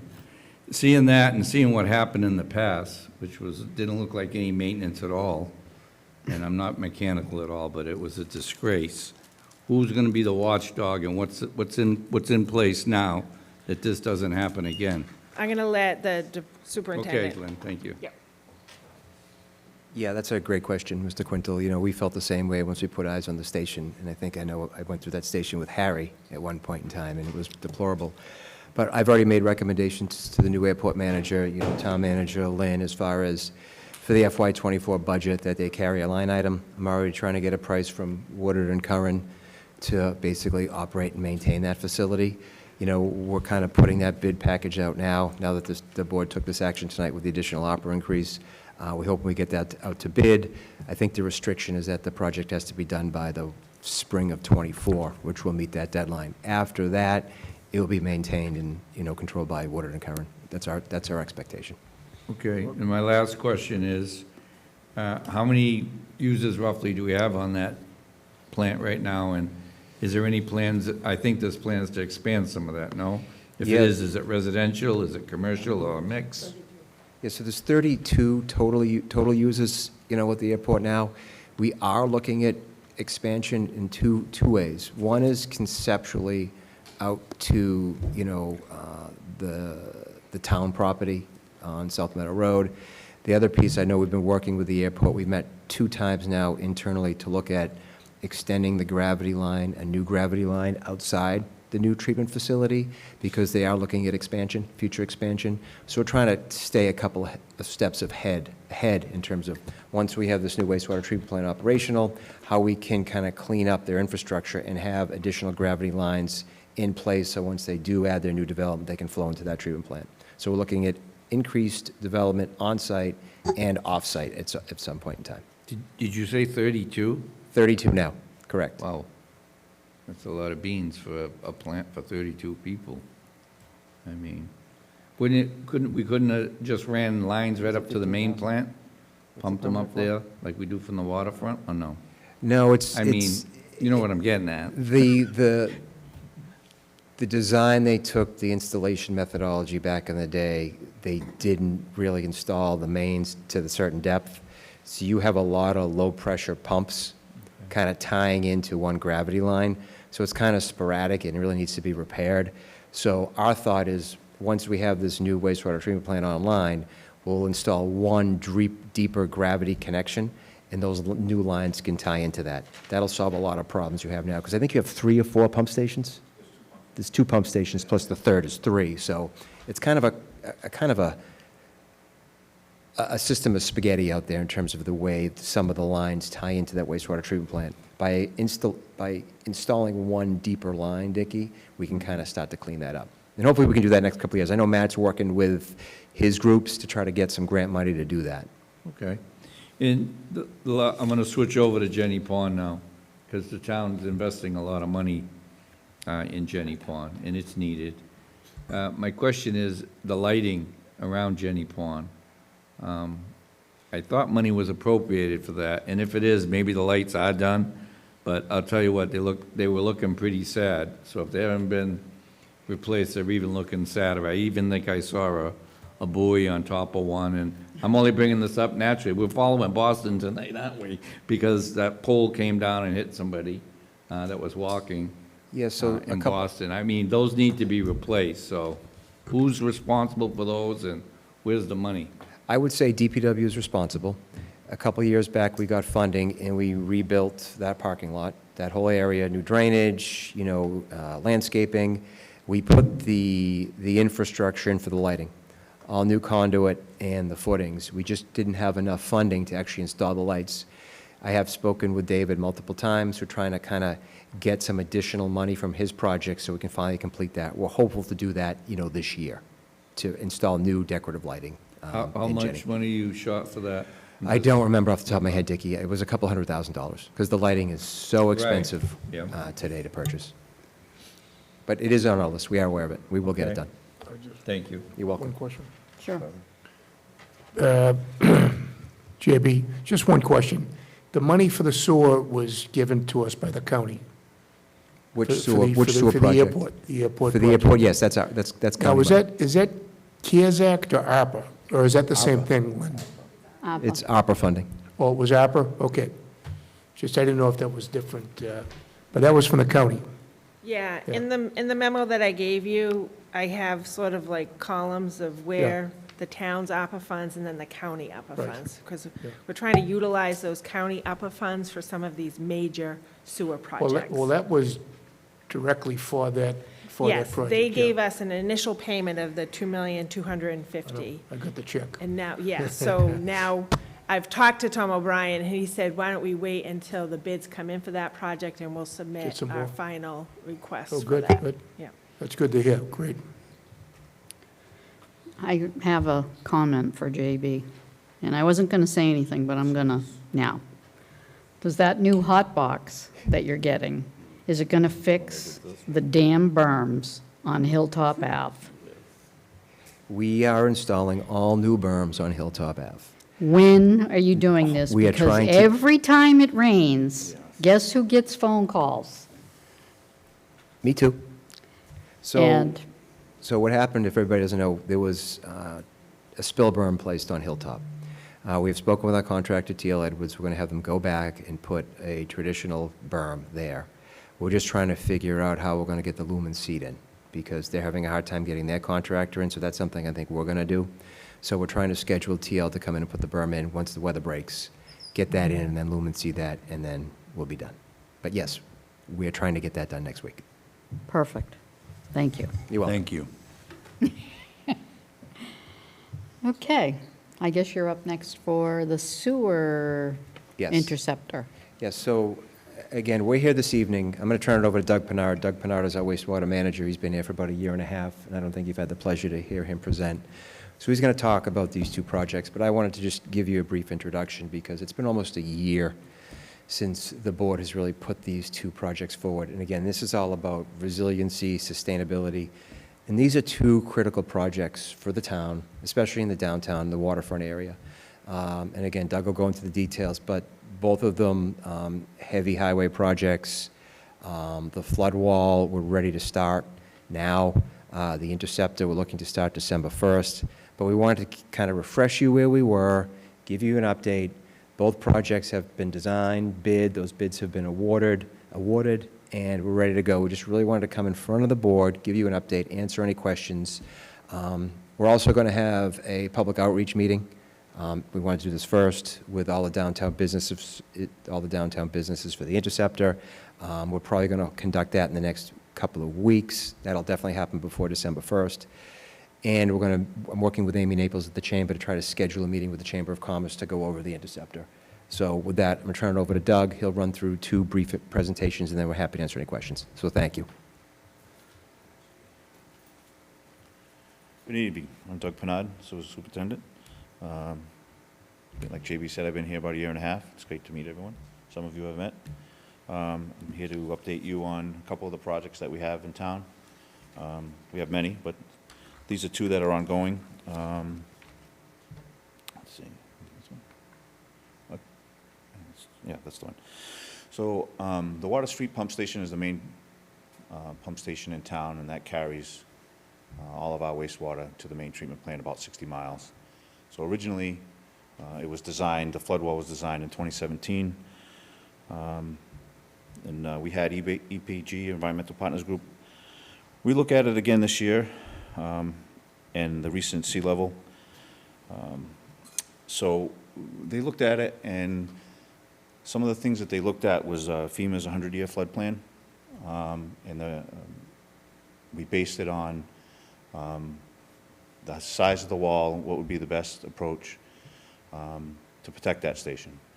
So we've come up with a 5-foot permanent flood barrier wall, and with stop logs where the gates, the 2 openings are for the pump station. One on the west side facing the front of the station, and one on the south side. We have stop blocks that will be in place for an event at those locations where there's some automatic gates.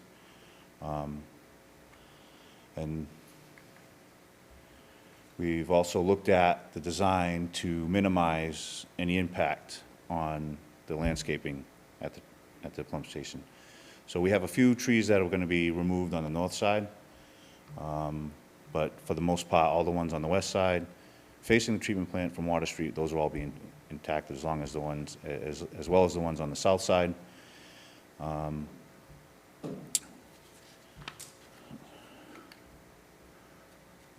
Let's see. So we redesigned the wall to encumber just the lift station. Seeing that Plymouth has 8 of its own lift stations, they all come to the main lift station here on Water Street. And it's important structure for the town. Because if you lose this pump station, you'd lose everything in town. And Plymouth is about less than 30% connected, so you'd lose a lot. This project is very important to protect the station. So we redesigned it and made it a smaller footprint to protect the station with about as least impact as possible. This is one of the renderings that we have. This is something that what it will look like when we're finished with the brick facade, matching downtown. I think EP did a great job on this project. So this is actually currently going on down on Water Street now. If you take a ride by there, actually we're trying to get up set up a sample of what the wall will actually look like down at the lift station. So that is actually going on. It's already started, and we're looking to wrap up by spring of next year. Okay, I'll take any questions? Actually, I do have a question. You said a few trees? Yes. So on the north side of the pump station, there's a few evergreens there that some of them are actually diseased already. So there was, yeah, let's see, what was it? 1, 2, 3, 4, 5, 6, 8, 9 of them. So a few is a 3. Well, several is 6. Several, yeah, several trees. Many is more than 7. Yeah. So, yeah. Can we figure out a way, because you know that as soon as we start taking down trees, people are going to freak out because they're all mature. I don't have a problem with diseased trees coming down, but. Yeah, so this is one of the main reasons why we want to come in front of the board tonight. And we went through a couple of design iterations on the wall to try to save as many trees. When we first met with the contractor, they wanted to take all the trees down. And we were like, there's no way that can happen. So the original wall actually was rectangular in shape. It covered the shed, if you're aware of the site, and it was a lot bigger. So we shrunk the wall down, and you can see the radius is to the east. All the trees in red, those 9 trees that are coming down, are scrub pines. All the lindens, there's 1 pine oak, we are able to save all of those, okay? So all the trees, if you're facing the pump station, if you're standing in Water Street facing the station, all the trees in the front, the right side, and the rear will be saved. It's just the scrub pines on the left side that need to come down. And we will have a landscaping plan. We will replant those trees and more. In addition to the 9, we will have more back. So, and again, we really tried to reduce the scope of work to save as many trees as we could, but there was nothing to do on that left side, and there's scrub pines. We saved the trees that we thought were most important. I've been working with Nick, the tree warden, on this, and environmental partners, and the contractor. It's going to look great. The wall's going to look great. In addition to the trees, there will be a mock wall as far as what this is going to look like. I'm waiting for that to get done, so if you drive by the station, you'll see a piece of plywood. The wall, the stone itself, is going to match what we did on the Water Street Bridge, that ashlar, that rock. Same kind of pattern, same kind of joints in terms of the mortar. So we're going to follow that look throughout town. So as far as the trees, I get it. You know, we don't want to take any down, but this is the only way to get the wall in. So this is really what we need to do. Okay? Ready? John? Could you put this, the slide up with the schematic of the, what the building looks like? Yes. And then This one. Right there. Yep. So what we're doing is, in that little house there, that's what we're protecting, correct? Correct. Okay, so there's 2 gates, so that wall is going to stop water in a 100-year storm from getting in there. If it goes up to 4 or 5 foot tall, it's going to... Yeah, so John pointed out, because this is critical in terms of everything this town has been doing in terms of resiliency, this is it. Because all the sewage that basically flows by gravity, it goes to this station, and then it gets pumped up to Camelot through our 2 new force 4 mains. miles, correct? 4.5 miles, that's correct. What this wall will do, it will prevent any storm surge from coming in from the harbor, from the ocean, and really putting that station underwater, which would create a tremendous amount of sewer overflow everywhere. Anywhere that's unsewer, if this station goes underwater, it's going to be a major problem. And cost the town, or insurance-wise, increment of millions of dollars. It would be catastrophic, absolutely. So that gate, I'm just curious, that gate, how does that work? Is that, you putting that, so the storm's coming in. We know the I'm water's trying to gonna tell a rise. tale here, John. I'm getting there, we'll get there. Sorry, go ahead. So the wall itself, it is designed to be raised in elevation over time. So none of us will be here in 100 years, and depending on what happens with, the Atlantic, they can add to that wall and raise it up. So that's number 1. Number 2, we had to have it watertight. So this gate will be on site, and that can be put into place. So if we know a nor'easter or a blizzard or some type of storms coming in where we're worried about that flood elevation, we can put that gate in and protect that station. It's manually installed. That's correct. That wall will be manually put into place, okay, and it will be watertight. The third element is all of the drainage, because there's drainage in that parking lot, in that site.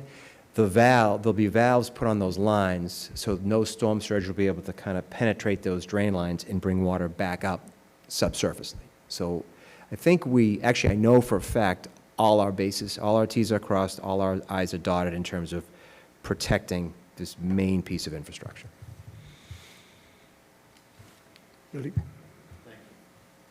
Mr. Bledsoe? JB, or either one. That wall, I'm very familiar, spending 23 years down there. I've seen all the storms, and that will definitely protect that building, no question about it. And it looks great. Those trees you're talking about taking out, they had to come out. They were ugly, and I'm confident, looking at this rendering, that you're going to put probably more trees in there that will decorate it, so that will be nicer than what was there. But the wall looks fantastic. The other thing, too, is, we're paying a lot of attention to the aesthetics. So the wall will be a little bit further back from the back edge of sidewalk. So if you're walking along that corridor, if you're on Water Street, you're going to the appearance of more frontage will seem, will come into effect, because that wall is going to be set closer to the station than it shows in that picture. So it's going to really open up the area. Oh, yeah, it's going to be beautiful, much better than what's down there now, so money well spent. Okay. Any questions? Guys good? Yep. All right. The next project we're going to talk about is the interceptor down on Water Street, which is the sewer main, getting it, oh, here we are. So originally, the sewer interceptor, the sewer main was put in 1969, and that lies down on the beach in the tide zone. So we've tried a few times to try to get in that area to inspect that, to check the condition, to see if there's any I&I, and we're unable to get in there. So the goal is to get it off the beach and up into Water Street, and replace that 30-inch gravity main. And what we'll do, once it's up into Water Street, is we're going to abandon in place the current sewer main and remove those sewer manholes that you see down there. Originally, it was designed by Weston and Sampson, and before my time, there was an attempt at this project, which didn't work out so well, and they had to suspend that project. EP came in, did some emergency repairs, and did a great job designing on how to dewater that and get that buttoned up back down there, and the project was left. And so we've relooked at the design to try to get the interceptor off the beach and onto Water Street. So it's about 1,300 feet along Water Street from the state area there to down by the parking lot by Memorial Hall. So right now, the alignment we have is to keep the gravity sewer main and just replace the 30-inch in Water Street. Initially, we looked at micro-tunneling, but because of cost and supply to the town, there's just the lead time and the construction costs were just too excessive. And to that too, would also shut down a lot of that area. It would just take up too much room for the businesses and the residents and the tourism down there. So we abandoned that concept and went to a more conventional open cut, which we're hoping is going to keep both lanes open down there and keep traffic moving, keeping the business open and less impact. Plus, we have the design, the construction starting in December. I mean, it's always busy here in Plymouth, but we're trying to reduce the impact downtown. Let's see. So again,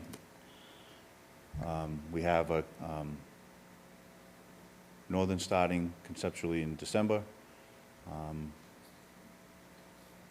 and running through till spring again of next year.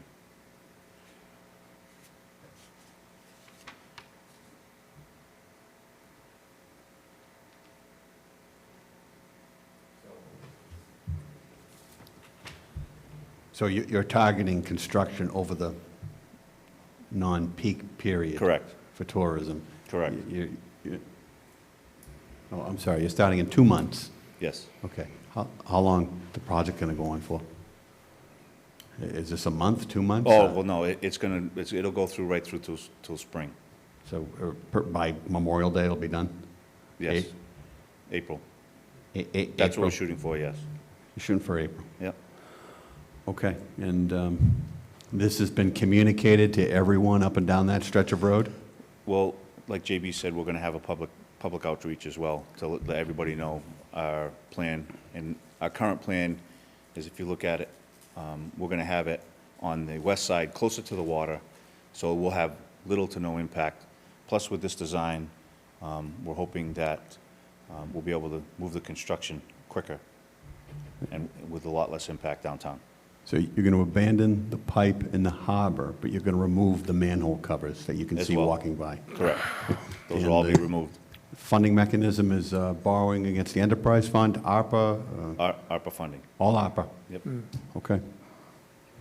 Billy? I just need to say a couple comments. As far as this realignment here, because the last time I was in front of the board, almost a year ago, we talked about the micro tunnel. And I know, Dickie, you were chair at the time, and we were really pushing that issue.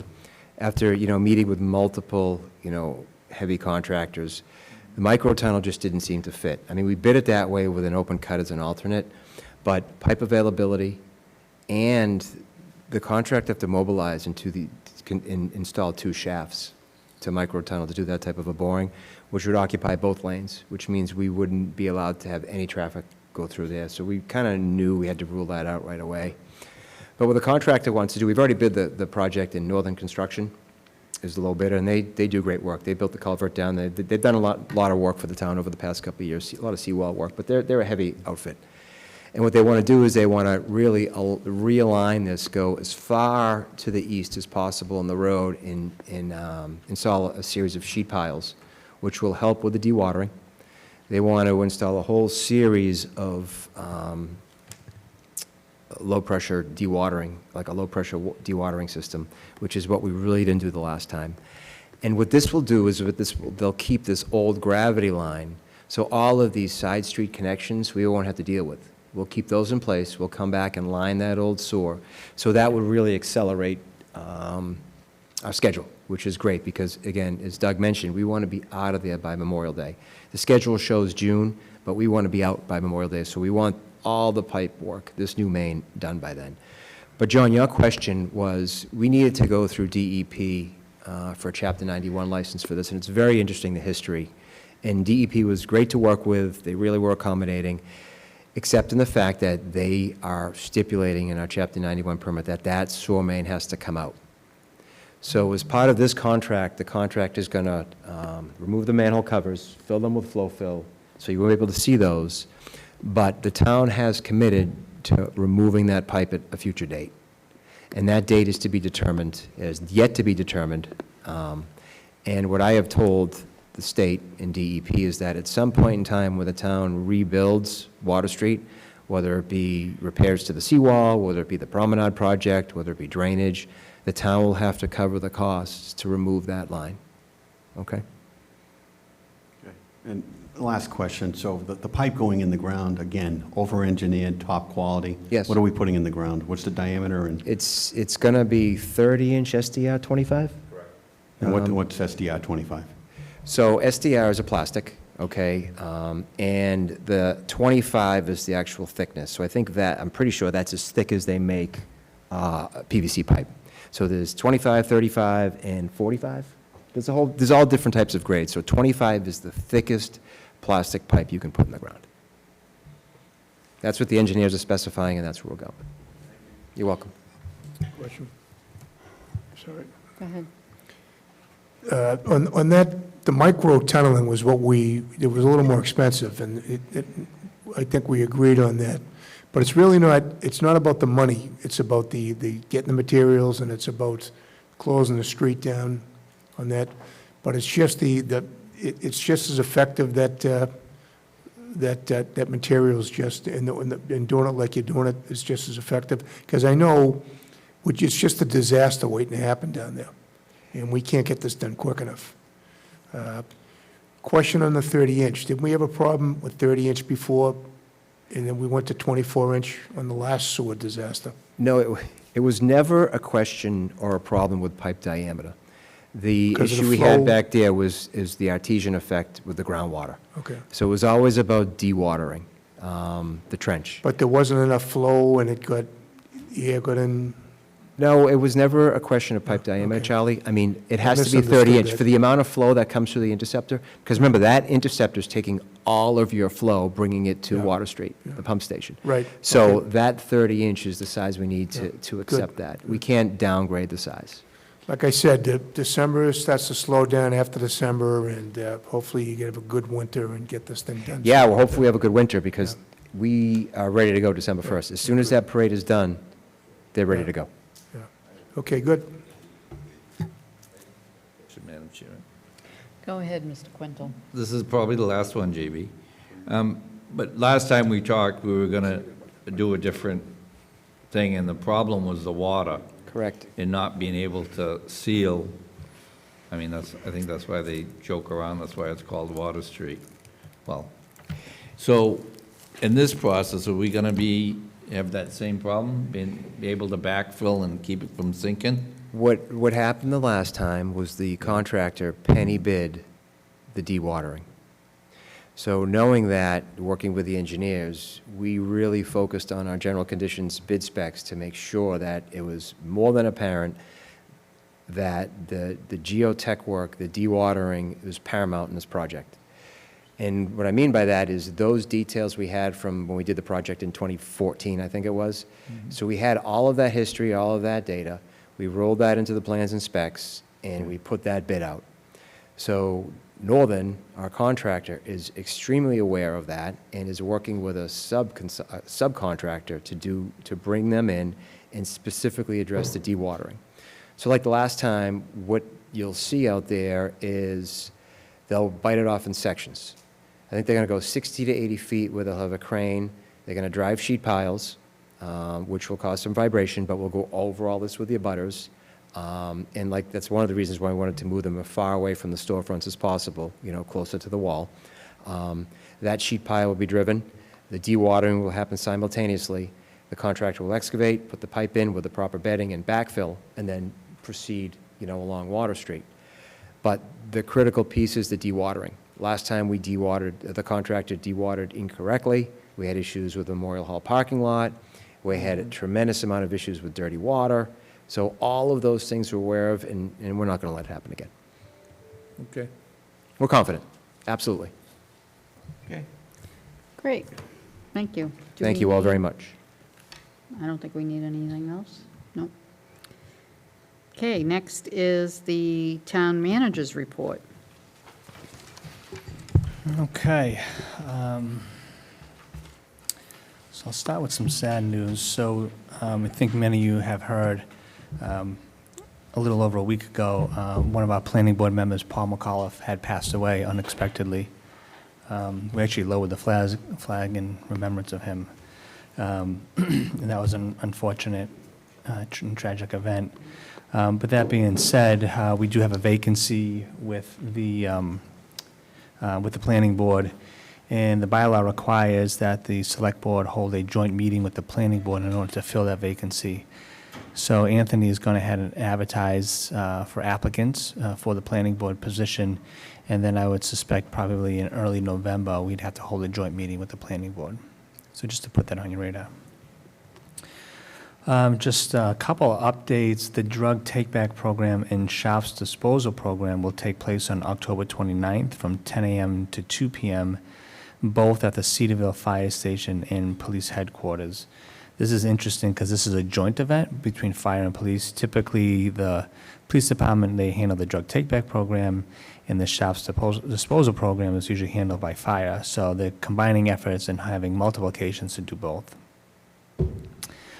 Just to announce that tomorrow is the first day of Coffee with a Cop. That will take place at Stoles and Manomet from 8 a.m. to 10 a.m. So we'll have police officers at Stoles just to talk to residents, answer any questions or concerns that they may have. And then we'll be doing that next week as well. The Economic Development Foundation will be hosting a 2-day conference on October 24th and 25th. That's known as the Blue Future Conference, and that will be held at the 1620 Hotel. We're expecting upwards of 70 communities to be coastal communities to be represented at this conference. We're also hoping that this will be an opportunity to showcase all the things that Plymouth is doing on our waters. If you drive past Station 2 this coming week, you will notice that there's a demolition phase is underway, and we'll be removing the living quarters in the front part of the building, which is closest to Sandwich Street. So I want folks to be aware that although they may be driving by Station 2, they may think that it's not in operation. It's actually fully operational and fully staffed. So I just want folks to be aware of that. We're coming towards the end of the season for the 1749 Courthouse, which will be closing this coming Monday after Columbus Day. And then some bad news, again, I feel like I'm always talking about graffiti in this town. This past Sunday, we had another 8 vehicles that were tagged with graffiti here at the Town Hall parking deck. On the positive side, the chief has reported that they have a suspect in custody who did this tagging. I see our town clerk is here this evening, so happy to report Elvira Galino has been appointed as the new assistant town clerk, and she began her role yesterday. And she'll be joining us at the October 15th fall town meeting as well. And then last, I want to end with thanking Selectman Quinto for donating over 50 pounds of candy to Town Hall. This, as you know, will be used towards our efforts to joining the Chamber of Commerce in their trick-or-treat event downtown. So again, want to thank Mr. Quinto for donating all that candy to Town Hall. So I can tell you that has a lot of excitement from all of our different departments who are really looking forward to joining all the other businesses downtown on October 31st. Pending any questions, that's all I have for this evening. Mr. Quintal. I have just one comment on the construction of the sewer main being replaced on Water Street. Could you ask JB to let me know, and I don't know if any other members want to go, till when they have that information, wherever they're going to have it, I'd like to attend that. And Sure. be sitting with the neighbors down there. It's easy to face them face to face than have them calling me Yep, three absolutely. at a time. Thanks. Okay. Oh, and the other thing, I'm sorry, excuse me, Madam Chairman. In the garage, the deck over here, PGDC has cameras in other lots. I know by the Radisson, right, Charlie? And the other one, I think, is Middle Street, who were having issues. I Could you believe send- there's cameras in the garage, isn't there? Did Is we there? put cameras in there? We have cameras at the deck, Yeah, there at the is. parking deck. So, Right. so that's how you apprehended? what- That's right. Awesome, okay. Let's try not to give out our secrets. Okay, well, maybe if they hear it, they won't do it. Thanks. Okay. Anything else for the town manager? All right. I have, well, actually, I can do it under new business. So select board open discussion. Does anybody have anything? Are you going to be in the time machine, John? No. All right. So just picking up on, Derek had reported about the loss of Paul from the planning board, and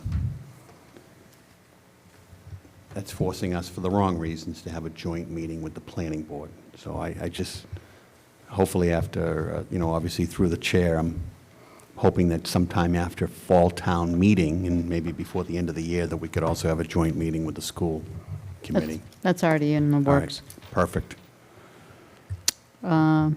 Anyone else? New business, letters, old business? The only thing I have, Derek, is that I actually spoke to a resident today who I believe spoke to the harbor master about a month ago, and some of the docks have like angles to them, and what has happened is that they've had to put like aluminum gaps to make them fit. So I guess these are very, very slippery when they're wet, and I know one of our commercial guys did fall. And it was, like I said, it was a month ago that they spoke. Whatever they were supposed to do has not been rectified, but, those guys are getting out of their boats, they're wet every day. So we don't want, God forbid, someone to really get hurt themselves, so if we can address that. So are these the metal transition pieces that are between the floats you're Yes. referring to? Yep. Okay, I can follow up on that. Thank you. Anybody else? All right, motion to adjourn. Second? Second. All those in favor? Goodbye, everyone, and we will see you next at Fall Town Meeting.